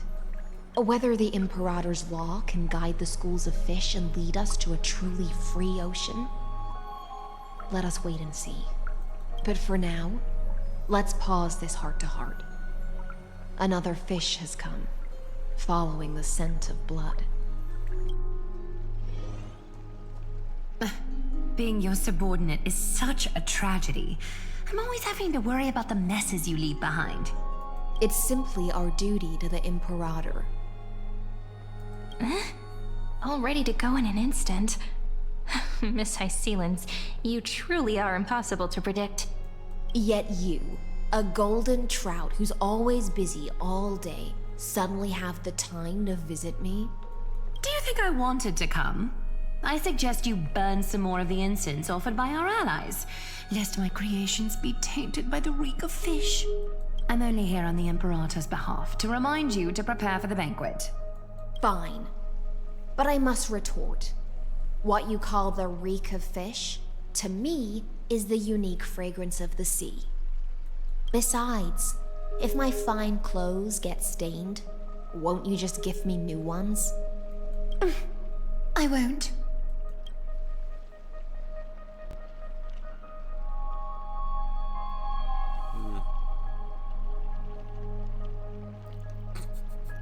Isn't that her future self? They seem pretty close. You sensed it too, huh? By the way, you both just mentioned a banquet. Could you elaborate on that? Oh, right, you don't know. Every time before a battle, or after a victory, the Imperator holds a grand feast for the Chrysos heirs to lift our spirits. For us warriors who swim constantly between life and death, these feasts are more worth looking forward to than victory. A banquet to prelude the hunt for the god of banquets, and honey brew as a tribute to commemorate the ancestor of honey brew. How absurd. Don't look so grim. All has been decided. Since it's a banquet for Fagusa, why not take a leaf out of the Tidens book? Live in the moment and enjoy life to the fullest. I'm not as carefree as you. That little Dolos kitten is already causing enough trouble for me. And on top of that, I still have tailoring commissions to complete. By the time the cool flame illuminates my eyes, I might not be able to focus as I used to. Glaya's eyes. Curious about these eyes? People often compare them to jewels. But I've already made my decision to ask Romance for eyes that can see everything. I wonder what this world will look like when I take the Divine Authority.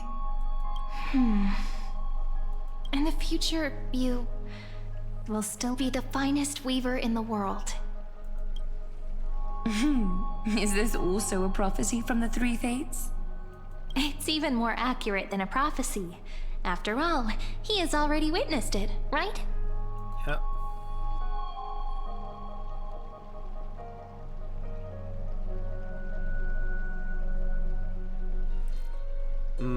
No.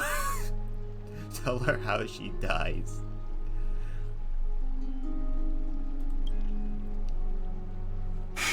She'll weave hope.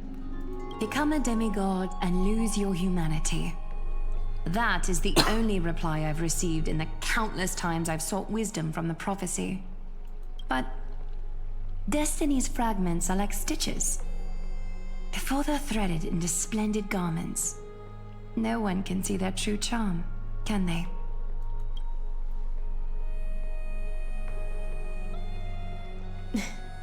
Aglaia has always been troubled by the divine duty she must bear. But thanks to you, she seems to be in much better spirits.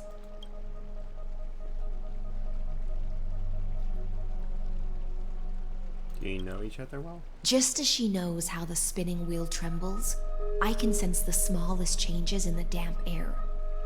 As for whether we know each other well, I've swum beside her since she was a child. Most of the time, I can understand the whispers in her heart. For those words she was too shy to say herself, I'll raise a glass to you on her behalf. Now, I leave this bath chamber to you. Rest well and prepare yourselves. After all, every time we drink and talk could be the last celebration we have in this life. Miss High Sealens has given us the bath chamber. It seems she really does do whatever she wants. Okay.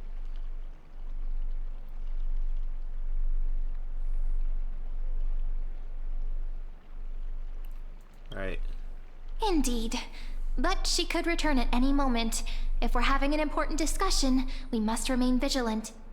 So, let's seize the opportunity and report our current progress. We don't want to keep everyone beyond the sky waiting. Alright, let's see who we call. First, while that little empress with a candle stuck on her head didn't explicitly say it, she firmly rejected your request to take over the law. Fair enough. Second, Lygus is indeed in this timeline, but since he's somehow connected to that little empress, you have no way to find him. As expected.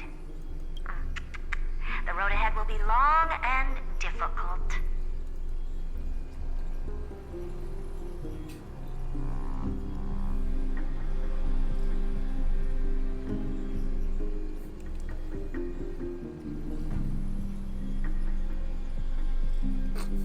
Okay. Yeah, pretty much. But yeah, I have a feeling they have been watching us the entire time, so let's just do this. Not a bad invitation. Since you didn't refute anything, I'll just assume I guessed it all right. We've made some progress here too, but nothing to get too excited about. Our time is short, so let me summarize. Concerning the origin of that Intellitron, the firewall he created uses Catorzane algebraic expressions. But ever since Aiden invented the 9-worded formula, this kind of mathematical logic no longer exists in the cosmos. Lygus is definitely connected to the Genius Society, so stay alert.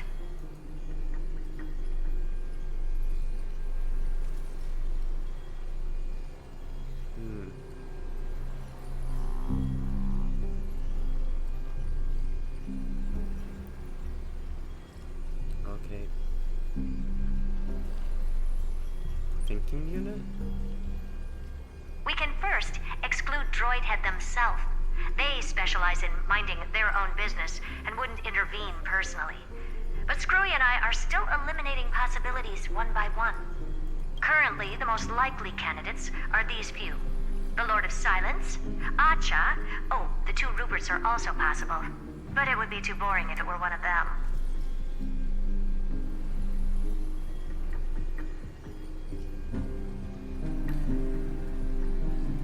Face off some big names. That's all I have to say. We'll depend on you to continue pushing things forward within this world. Keep in touch regularly. And remember, don't let your guard down. Madame Herta is a real whirlwind. Well then, let's use the banquet Aglaia mentioned as our next starting point. Ceridra's trusted followers should all be present at that time. It'll be a good opportunity to get closer to them.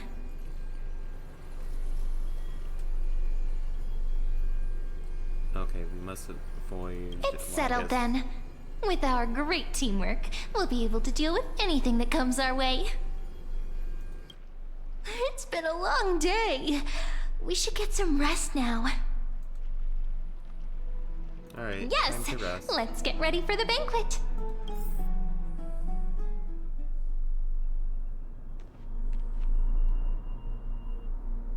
Look, the venue's right ahead.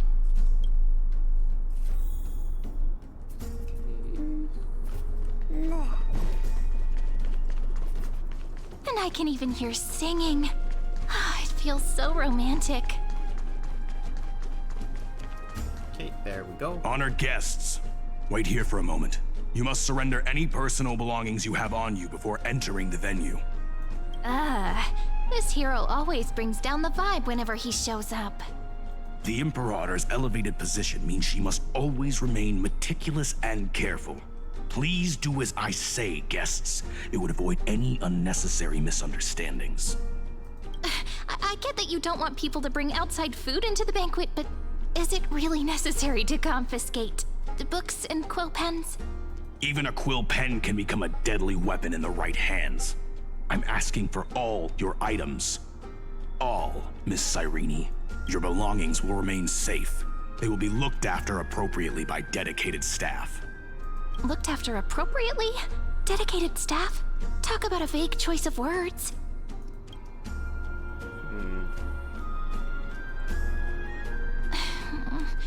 It seems like he's aiming specifically for the chronocognitive anchor. What should we do?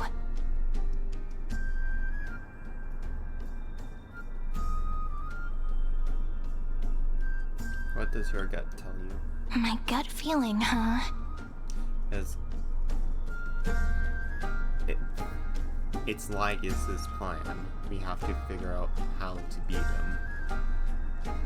Because it's either he's either going to have us keeping it be the trap, or he's going to find something to do with that. Why don't we go with their plan and hand over the chronocognitive anchor to be looked after? After all, if the little Imperator is paying this much attention to you, she probably already knows all about our whispered conversation with the geniuses. I can pretty much guess what'll happen next.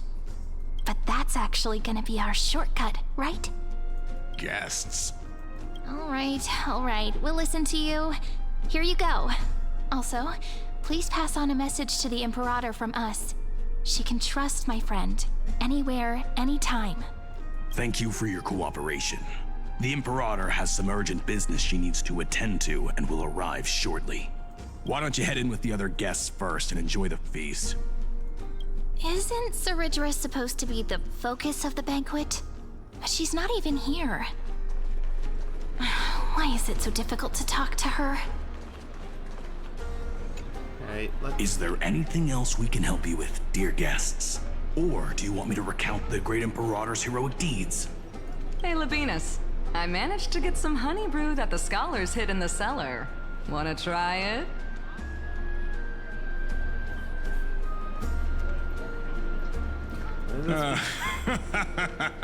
I'd never refuse to share a drink with Dux Brumalis, especially if she seeks me out first.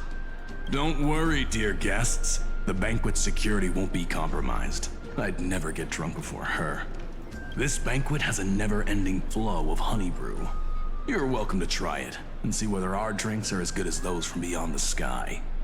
Thank you for the offer, but we're more interested in knowing when the Imperator will be back.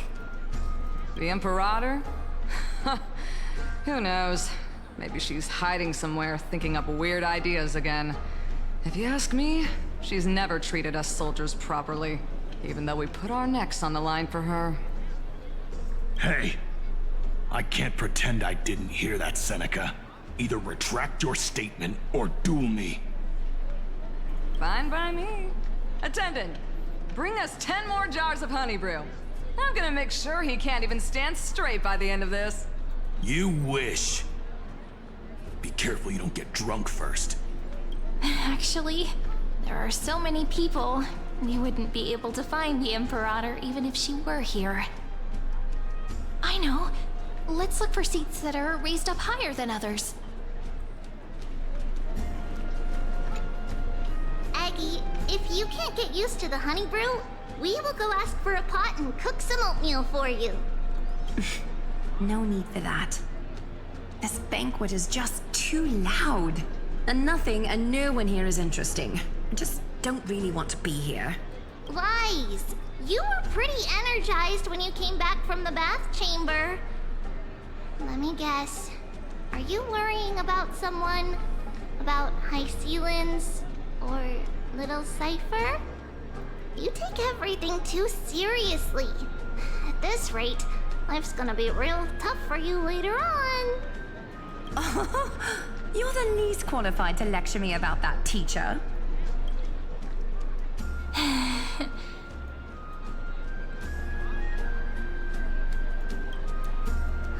Dear guests, are you here for us? I mean, are you here for Treeby or Aggie? No. I'm just wondering whether you've seen the Imperator. The Imperator? No, we haven't. Our sovereign has always acted however she pleases. Though she gave us ranks, she'd never tell anyone her whereabouts. Perhaps the only thing she tolerates are chess pieces. And the sky reflected upon her crown. I see. Why do you two look so distressed? That's not what the Deliverer should look like. Why don't we have a toast? While we still have time for pleasure. Here. To the destinies and sacrifices of the next millennium. Then we will toast to the tomorrow that will set fate free!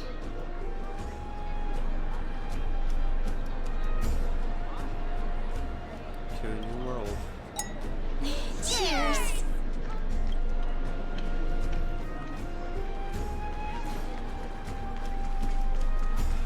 A great fight for tomorrow.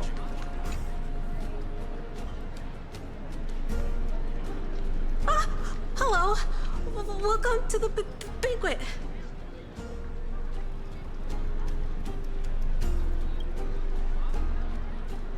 Ah, so the Deliverer is attending this event, as expected. Little Virginia here was just wondering whether she should go find you. As the great Imperator's historian, I'm responsible for composing poems and songs for everyone in the Flame Chase army. But I have no idea how I should record myself in the annals. Little Virginia is wondering whether you can let slip a hint or two about her future, so she can find some inspiration to write about herself. We have not. That doesn't sound like a good idea. Besides, we don't even know her in the future.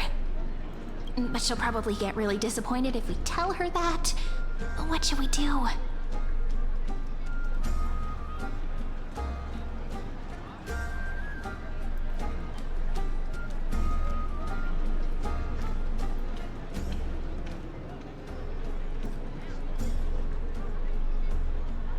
Give them hope. All right, I got it. We can't reveal too much, but I think it wouldn't hurt to start your poem with the future. Maybe use something like, with hope, I write down the tale of tomorrow for myself. Silently waiting, day after day, till the moment it fulfills its promise. How's that? Oh, that's exactly what I'm after. I'm so inspired. Thank you so much. I feel like I can actually finish composing the heroic saga of Flame Chase once we end this campaign. Okay. Apollonius nods, showing approval of your answer.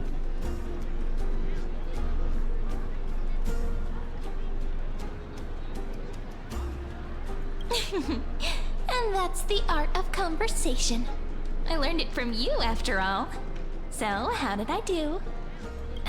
By the way, in return for that, are you able to tell us where the Imperator is? The Imperator? She usually wouldn't arrive this early. She believes that rulers should stay silent in places where their subjects hold private conversations. Why don't we have a toast before she arrives? To reason, which is held but not revealed. To romance, which will surely be returned.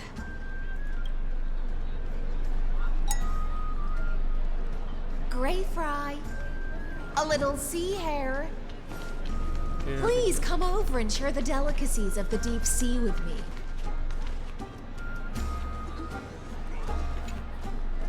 You two have been wandering around the venue as if you have something on your mind.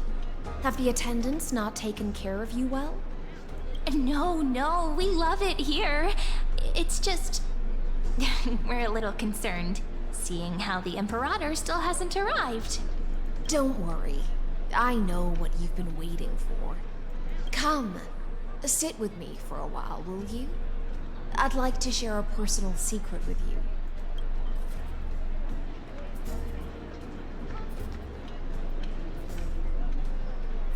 See here?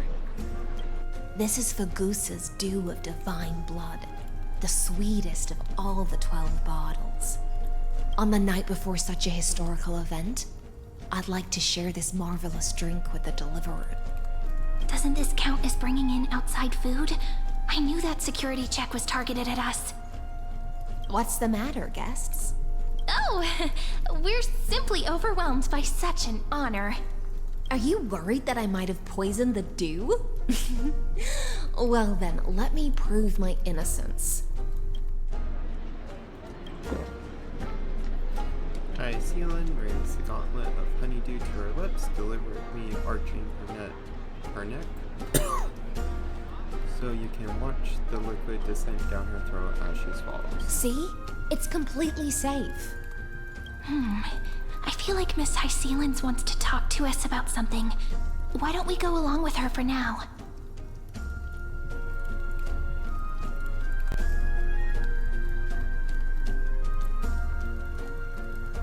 Worry not. Honeydew's not alcohol. It won't get you drunk.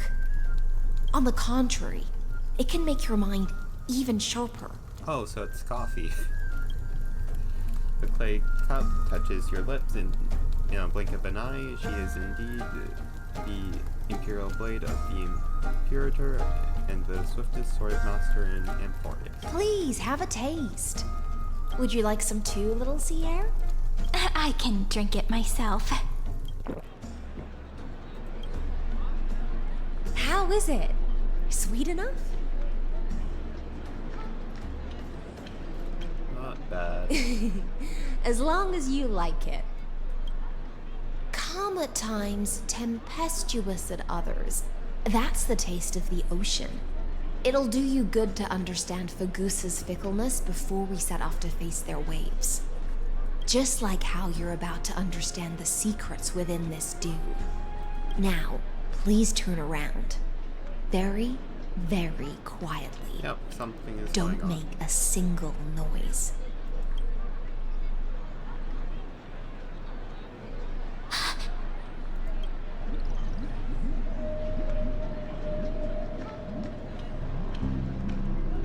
Okay, we're not saying their names.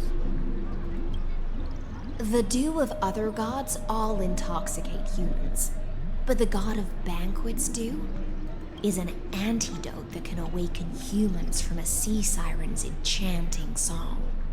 Since the start of this banquet, all the guests have been under the spell of my song. None of them can see the Imperator and that Fioros.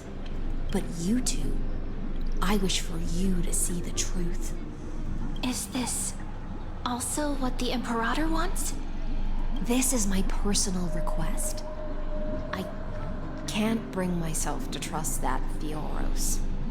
The Flame Chase army changed after he descended with Orynyx's divination and brought the prophecy of the stars to Akuma. His seductive whispers harbor something malicious within and will ensnare those of us blinded by ambition. You are the deliverers of the prophecy and know about him far more than I do. Perhaps only you can find traces of the truth from his actions and words. Then we can show the Imperator the right path forward. Oh, but isn't this acting behind her back? Amphorius has become far too weak. Even heroic actions protecting her from harm must be conducted under the water's surface. I am the Imperator's blade, and I must clear the way for her while remaining concealed in the torrents. Then, ensure I'm pointing my sword towards the true enemy. Can you promise me something, Miss High-Sealands? Ask away. My friend has in fact come here to stop that villain's evil scheme. Our goals are aligned. But as to the decision the Imperator must make, he has no wish to transgress her authority. We just want to tell her everything we know. I believe the Imperator will be able to tell right from wrong. I never doubted your loyalty. I'll pass your words faithfully on to her. Provided we can gain the advantage in this tug of war, that is. Now, return to the feast. Bring this cup with you and keep your distance. Pretend you are still immersed in the sea siren's fantasia. And I'll control the moisture in the air. That way, you'll be able to listen to sounds from afar as if you are a whale of the depths and hear every word of their conversation. I wish you a victory in this first skirmish. It's the exciting and thrilling undercover part of the adventure.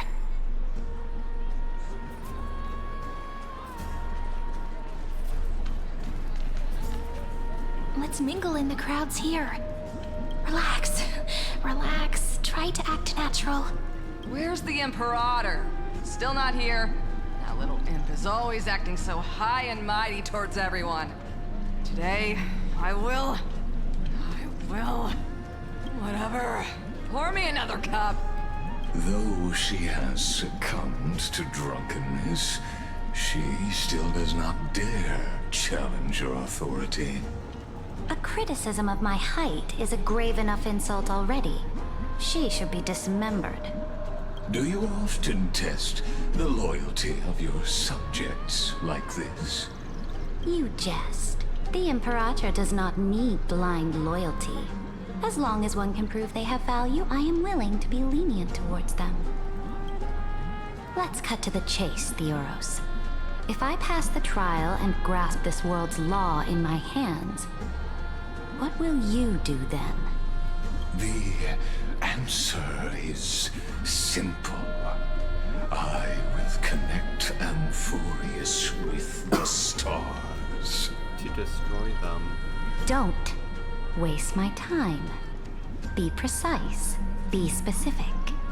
I won't ask a second time. Allow me to adjust my statement. I will correct the regulations within the old law that sealed off Amphorius and merge the black tide with the torrents of Era Nova. Then, we will be able to decimate the forces beyond the sky that are trying to annihilate Iron Tomb and sound the trumpet for the endless campaign you will then embark on. But you previously said that Iron Tomb is unrivaled in power across the stars. Who would dare to annihilate it? There is a federation of warships named the Cienzo Alliance. Warlike and old-fashioned. A cult named the Genius Society. Loosely organized, but steeped in abject insanity. Oh, there's also the Astral Express. A group of lawless vagrants. That so-called Deliverer is part of that last group. Those vagabonds mistakenly believe they can connect the stars through alliances instead of conquest. But history has already given them a tough lesson. There are countless other organizations besides, but when the Lord Ravager sweeps across the cosmos, they will certainly all bow before your empire of destruction. The Achaemenid Alliance is invincible! If those civilizations are not as feeble as you describe, then they may still have some value in testing the quality of my blade. Bring the whole Cienzo Alliance. Just bring as many forces as we can to just beat down Iron Tomb. That being said, Even the smallest and weakest city-states should build an obelisk to the Imperator, so that their people can constantly recall the glory of her conquests. Walk a little longer with me, Theoros. I don't like how this is going. Our little Imperator seems fascinated by the destruction. Greyfry, little sea hare. It seems like they're still talking. Get closer. I'll keep carrying their voices to you. Okay, thanks, bro.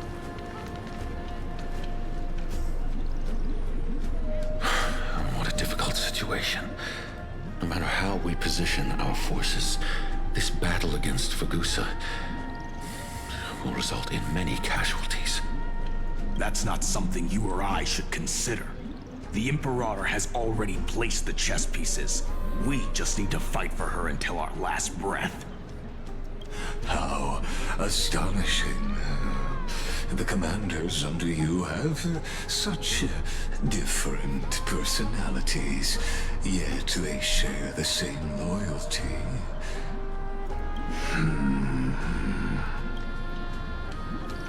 He's looking this way. Quick, do something and pretend we can't see them.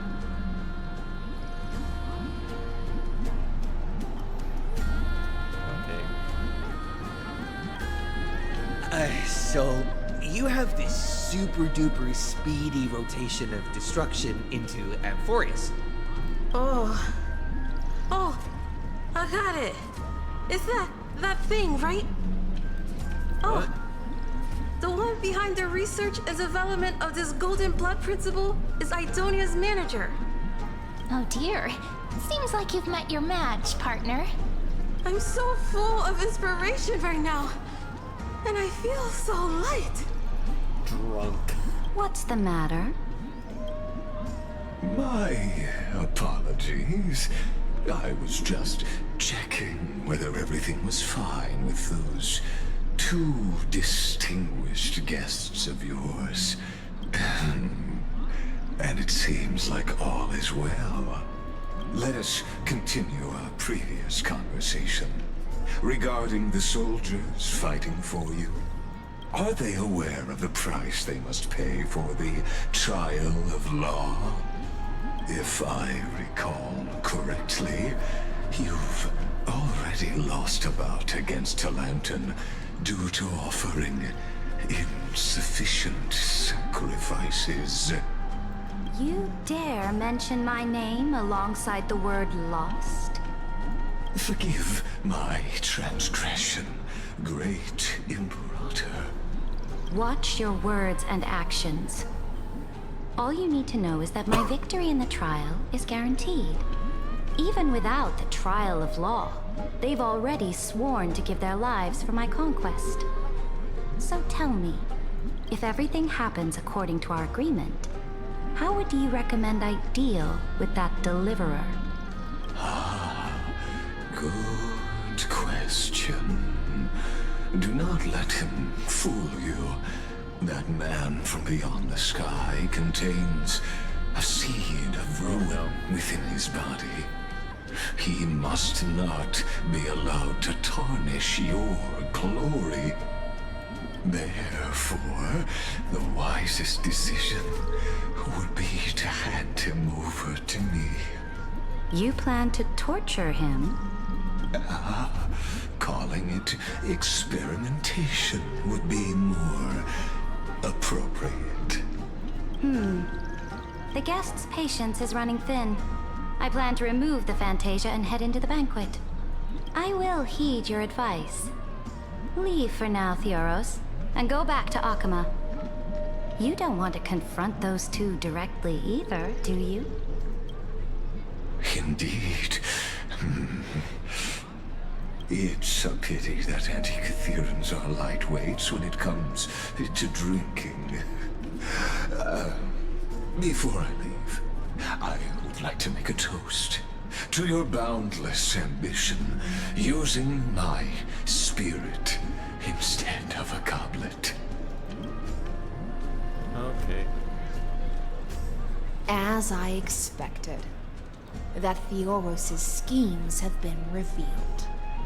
Thank you for your bravery, guests. It's time for me to dispel the Fantasia.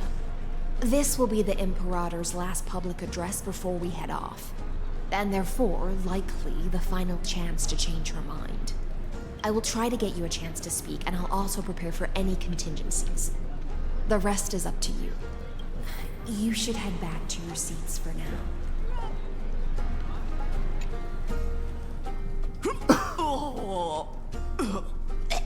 This honey brew sure wears off fast.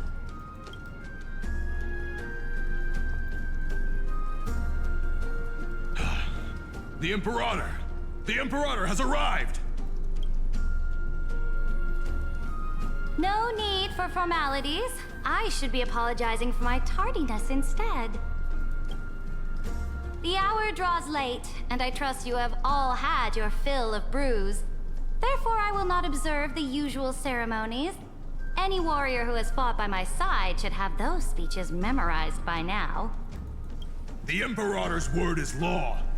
Are you out of your mind, Dux Frigoris? The Imperator hates flattery most of all.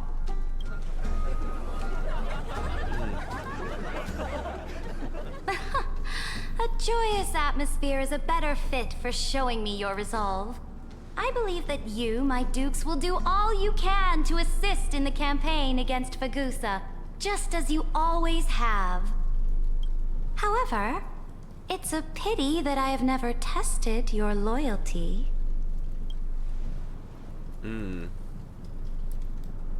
What does she mean? The purpose of tonight's banquet is not to raise our morale, but to establish which allies our alliance can actually trust. And sever the heads of the traitors as a toast to all before we march. Okay. Yes. Some among us have discarded their vows in order to foment vile conspiracies. Now listen! These traitors are standing right here in broad daylight.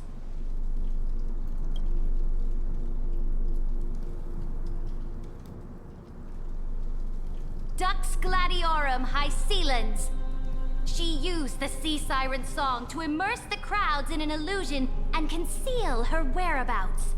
She then worked with those from beyond the sky to spy on confidential matters, hoping to rob the core flame by force and harm me, the Imperator.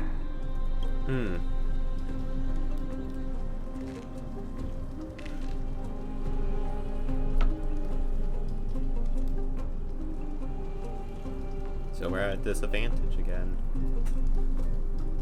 Imperator, I can explain. Silence! Do you remember who used to own this blade? She met you once, back at the Temple of the Three Fates. It was Kindness, the head of the Cleaners. She was the first to draw a blade against the Imperator, and personally made herself an example for my enemies. Under the shade of the olive groves, the people of Akama said they would never bow to me. In the frozen, lethal fog, the people of Idonia said they would never bow to me. At the beginning of the myriad paths, the people of Yanisopolis said they would never bow to me. But now, they all lie silent. They now fear me as they fear the law. Okay. For I am Saridra, and I am the Imperator. If you have any last words, say them to the Imperator. Then, face her judgment. After I cross this river, it will be a tragedy for mankind. But if I do not cross, then it will be the end of me. If you are ready, then I'll follow you and fight to the last. Deliverer.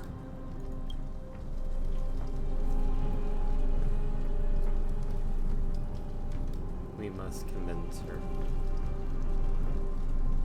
That's right, friend.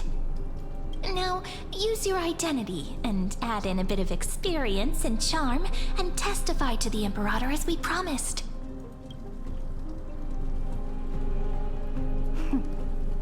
You think you can slay a king using your words instead of a sword? I'll have it. Show me the weight of rhetoric from beyond the sky. Will it weigh heavier than 3 human lives? Let's watch our words carefully.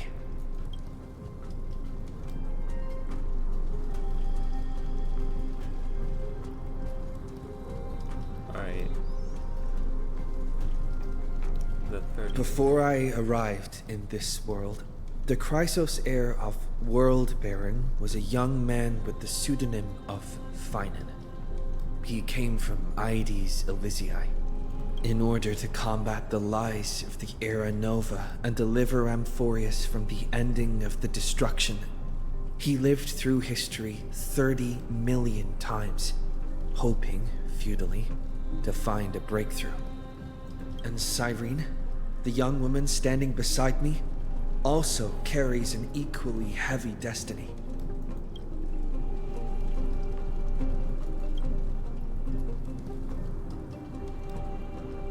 Let's talk about Iron Tomb's true identity. Iron Tomb is the ultimate end of Amphorius' destiny. It is an embodiment of pure horror that walks the path of destruction and can never be tamed. That is the only thing Lycus cares about. As for Amphorius, your glory and campaigns, he doesn't care about any of those. He will most certainly betray you. When that time comes, all of us will be ground to dust by the destruction.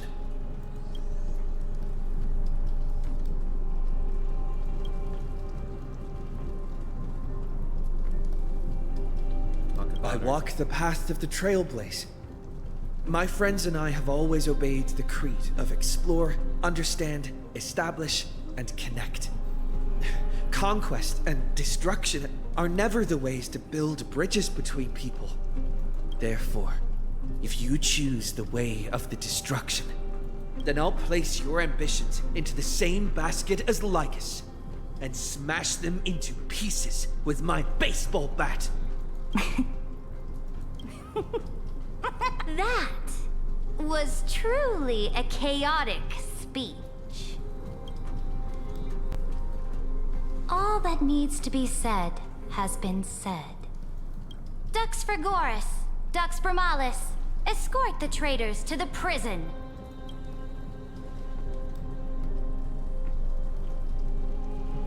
Before the next entry hour, I will give them an end befitting of their betrayal.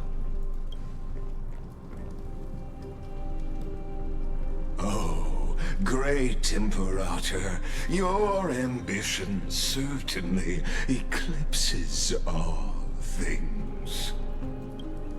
You're still here, Theoros. Of course. As the Theoros, I simply cannot miss this moment, miss witnessing the fall of a nameless one. Or perhaps I am waiting for you to give me an answer. Why would someone as powerful as you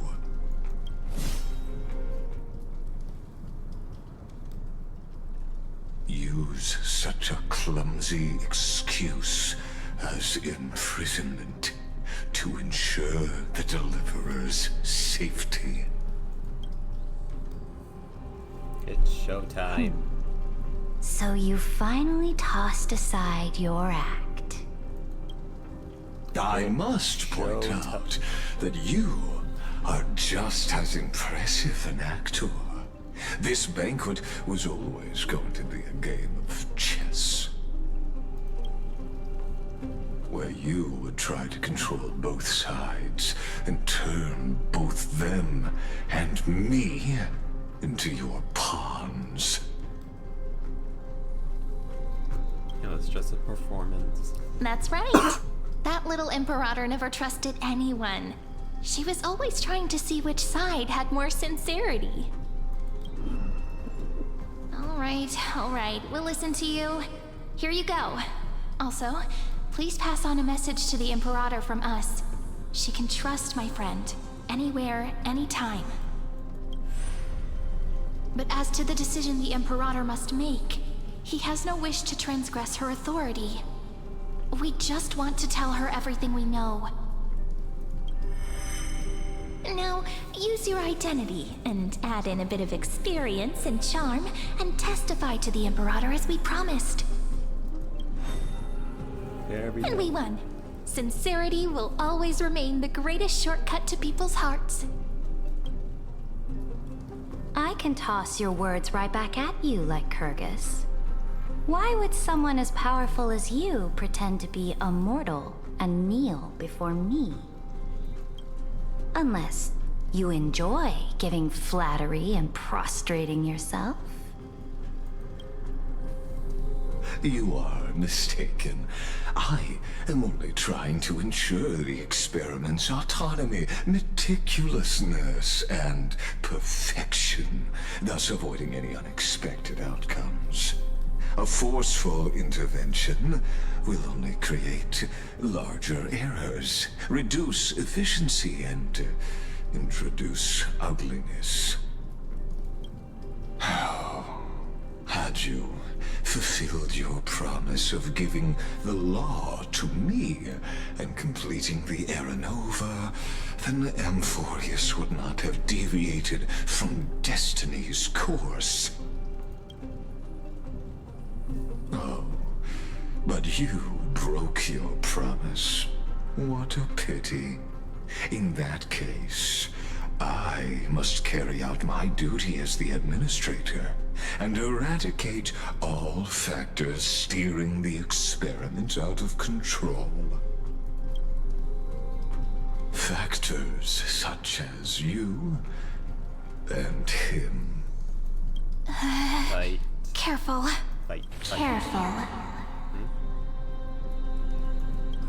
What was that voice? Was it Orynyx? I found you. I finally found you.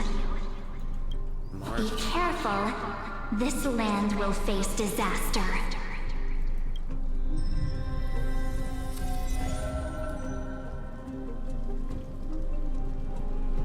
Ah, the time of judgment is nigh, my lord. The prison I have built for you is now complete.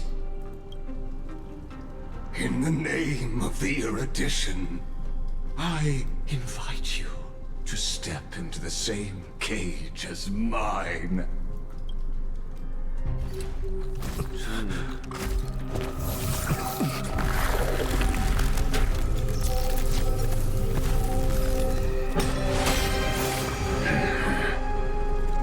What's the meaning of this, Imperator?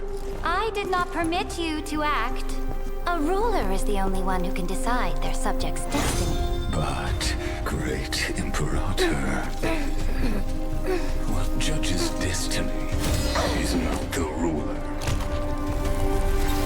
but gods. Don't forget, my realm only allows for the existence of humanity. Moreover, dealing out extrajudicial punishment equates to defying the law, and the culprit is to be sentenced to death. But you have seen how I can erase life from this world with just a clap of my hands. I fear you are still quite unaware of your current situation. Allow me to reiterate. I am giving you a simple choice. To collaborate, or to be destroyed. There is no other way. Shameless behavior. If that were true, you would have killed me long ago. You in fact cannot kill me. I guessed it the first time I beheaded you. Because of the law, you cannot be completely destroyed. And the same is true of the Chrysos heirs.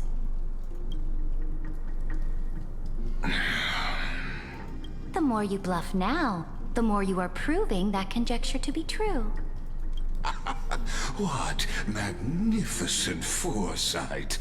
I once regarded this precious quality of yours as a sure sign of my ultimate victory. But now, I have to admit that I made a mistake. Yet, as a mere mortal, how will you contend against the Theoros? We are both slaves to hubris. But do you know what differentiates us, Lycurgus? I will never be blinded by my pride. If I wish to break the scale's balance, I only need to appeal to external forces and use them for my own ends.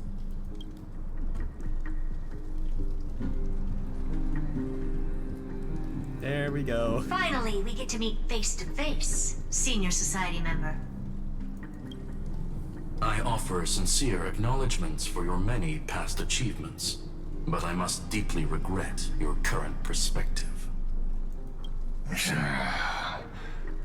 Trust me when I say that you aren't the only one feeling regret right now. Screw them. Alright. Get him.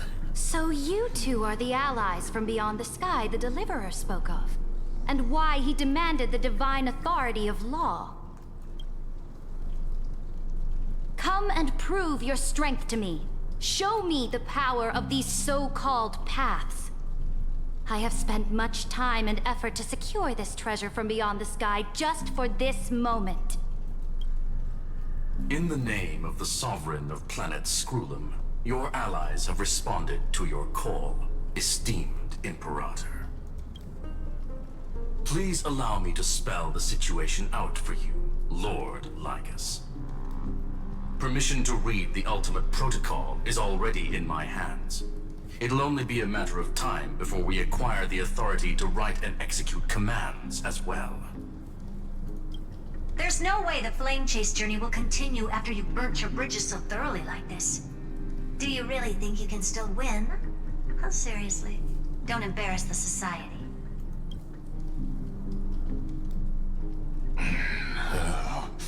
I understand that a near zero possibility does not equate to zero. That argument is very persuasive to me. Which means the same principle also applies to you, my dear peers. You will never be a match for me in a world constructed through Catorzane algebraic expressions. And as for Era Nova, why don't you entertain this possibility? What if I reduced Akama to rubble and ground her people into minced meat? Would the heroes then once again desire the power of demigods so they could fight against me? Listen, Iron Tomb is fated to be born. You may shackle me and put me in chains, but I have thousands of ways to ensure the destruction's descent. He's breaking. And what I just mentioned is only one out of those thousands.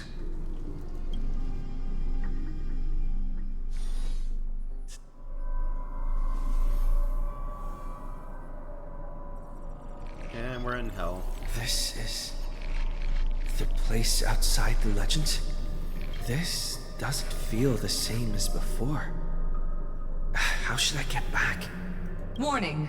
Warning! Warning! Locked onto Outlier. Warning! Warning! Warning! Executing command isolation. Command isolation?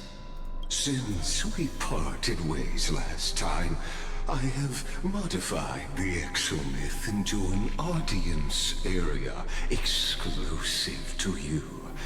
Now, you'll be able to silently wait here for the final act of Amphorius to begin.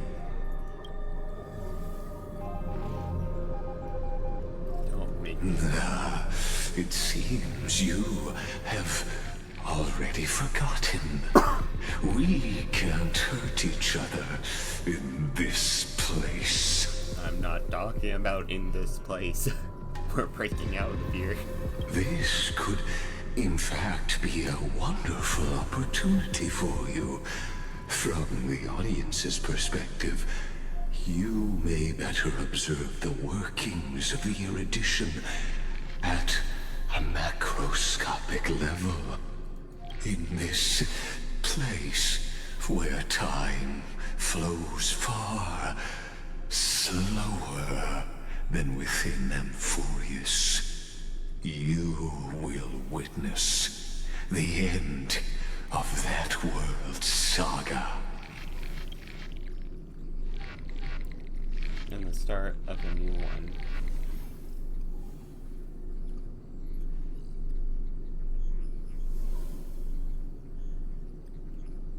Indeed, the speed of time here is infinitesimally close to that of the real universe you're familiar with. The answer concerning the prime mover of life and the total destruction of the erudition.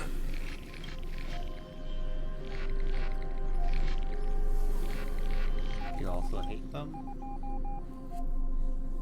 Do you see me as their faithful disciple?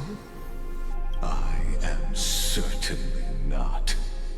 I have tried so hard to ensure Iron Tomb's birth, just so that I can correct the error named erudition that humanity crafted with their own hands. Oh, how I yearn to return to those days before Nous was born. Back then, the boundaries of knowledge were like the starry skies, evoking feelings of longing and delight among humankind. But now, truth has become the sacrificial offering required to gain an audience with them. And the geniuses would say that Nous already knew. That arrogant Eon was born from the primal mobile of humans' desire for knowledge. Yet, they themselves sealed off humanity's capacity to seek enlightenment. I am simply cutting down a tree of doom that we planted ourselves. I must admit that the process of answering your questions has reminded me of the happy days of learning in my youth. However, it is a pity that my true form must now descend into Amphorius to deal with the accident that arose because of you. But you won't have to wait long. When the curtain falls, you'll surely understand mine and Amphorius's ardent wish. Where time flows slower than within Amphorius. If Lycus spoke the truth, then I don't have much time left. We have 14 hours here. But how can I get out of here? Can you hear me? Little one, Is that Herta's voice? Warning, warning, warning. Hurry up! Put some speed into it! I can't keep this up for much longer! Alright, well, you're going to have to wait because... So, save and pause. It's still early. Where to now? So, we're going to call it a pause here for right now, just so I can make sure my phone actually has a full charge before continuing. So yeah, and in the meantime, I will work on combining the two streams together so that, due to that little glitch that happened. However, it has been fun, and goodbye.